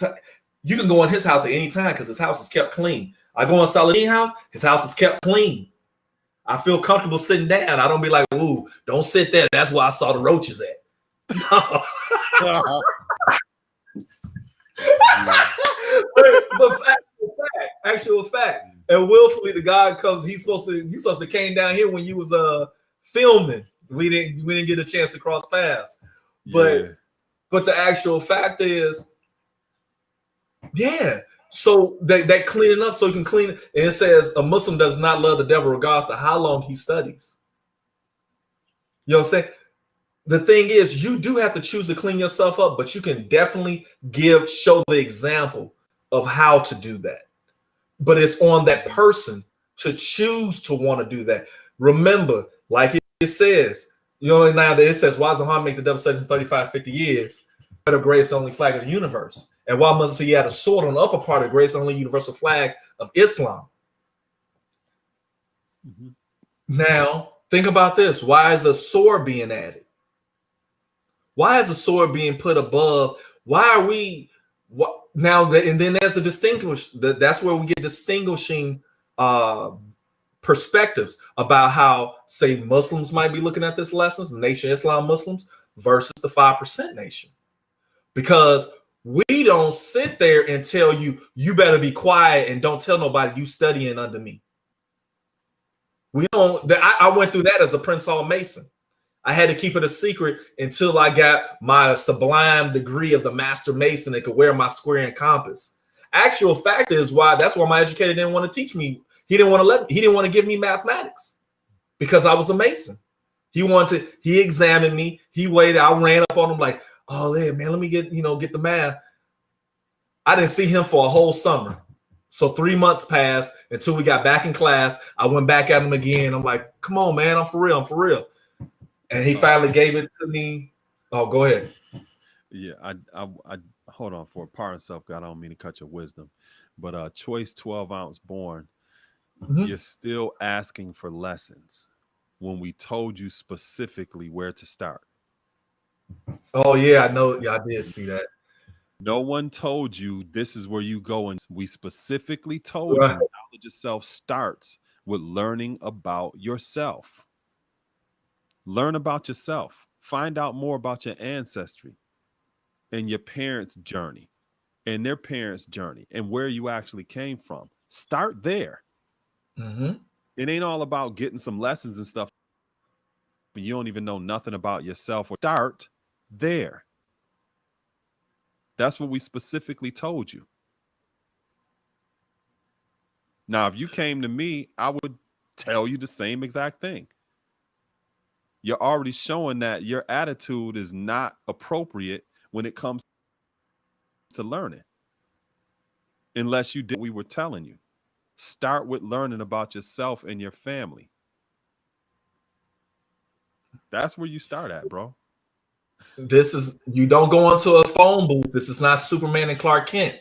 You don't go into a phone booth and become a 5%er. You don't go on IG and see somebody with a cool name, SaladinAllah or PowerBorn-Allah. That ain't what made us 5%ers. That's a byproduct. It's what's here and what's in. I'm pointing to my heart, as they say, even though I always think about like the heart doesn't think, but it's talking about the fidelity of it. It's a metaphor for the fidelity of the seriousness by which, when you think about what people have went through in learning this and actually keeping this way of life going, you then learn. That's why you have my brother say, no, you don't just get it like that. This is not something you go pop in the oven like a goddamn encore meal.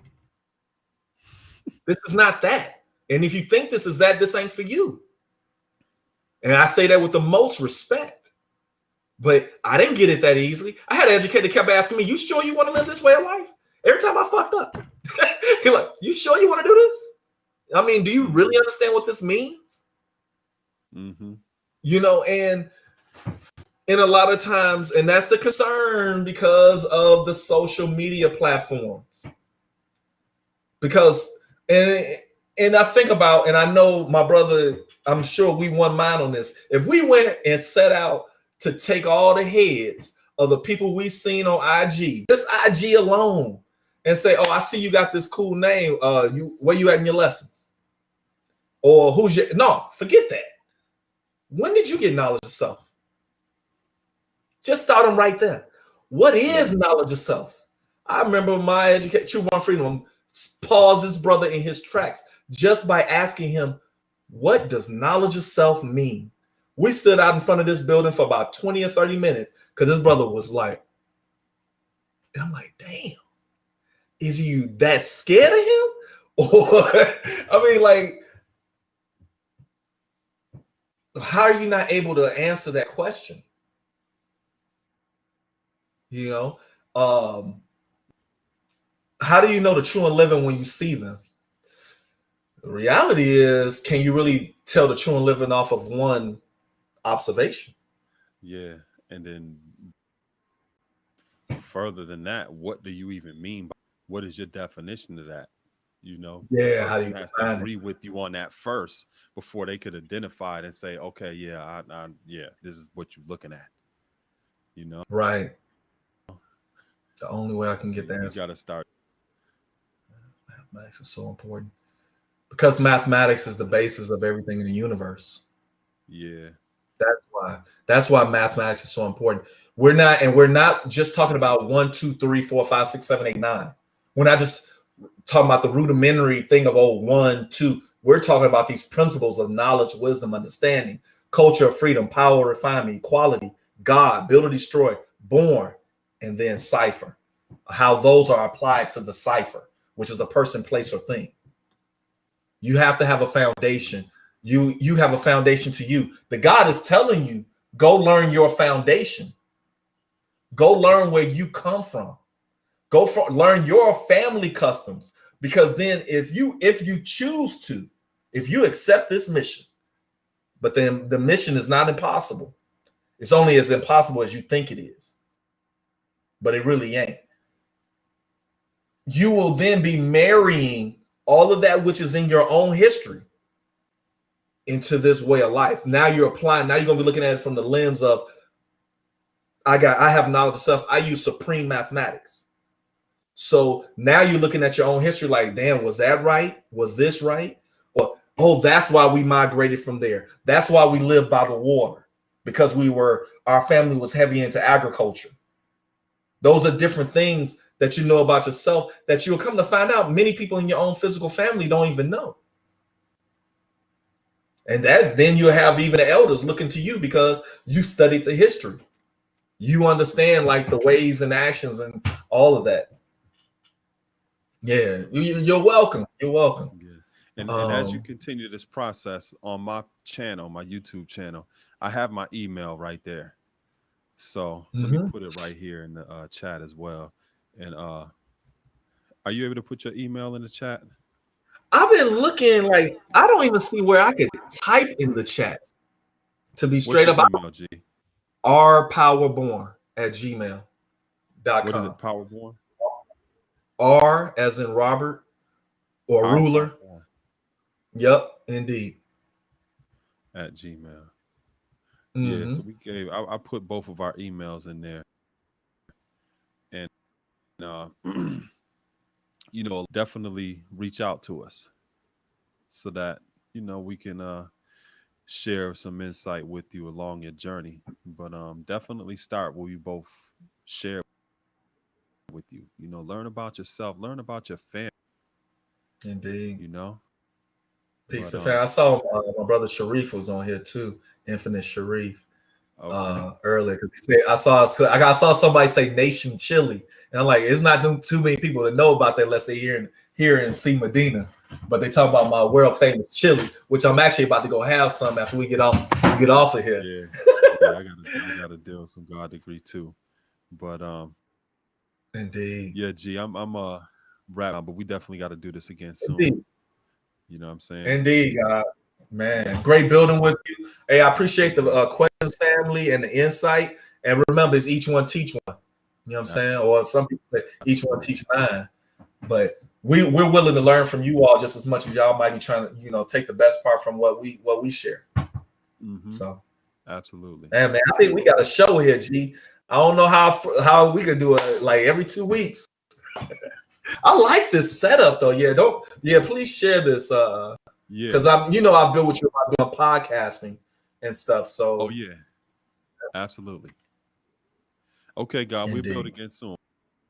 Indeed. Peace and peace to the family. All right, love you too, Lord. Peace.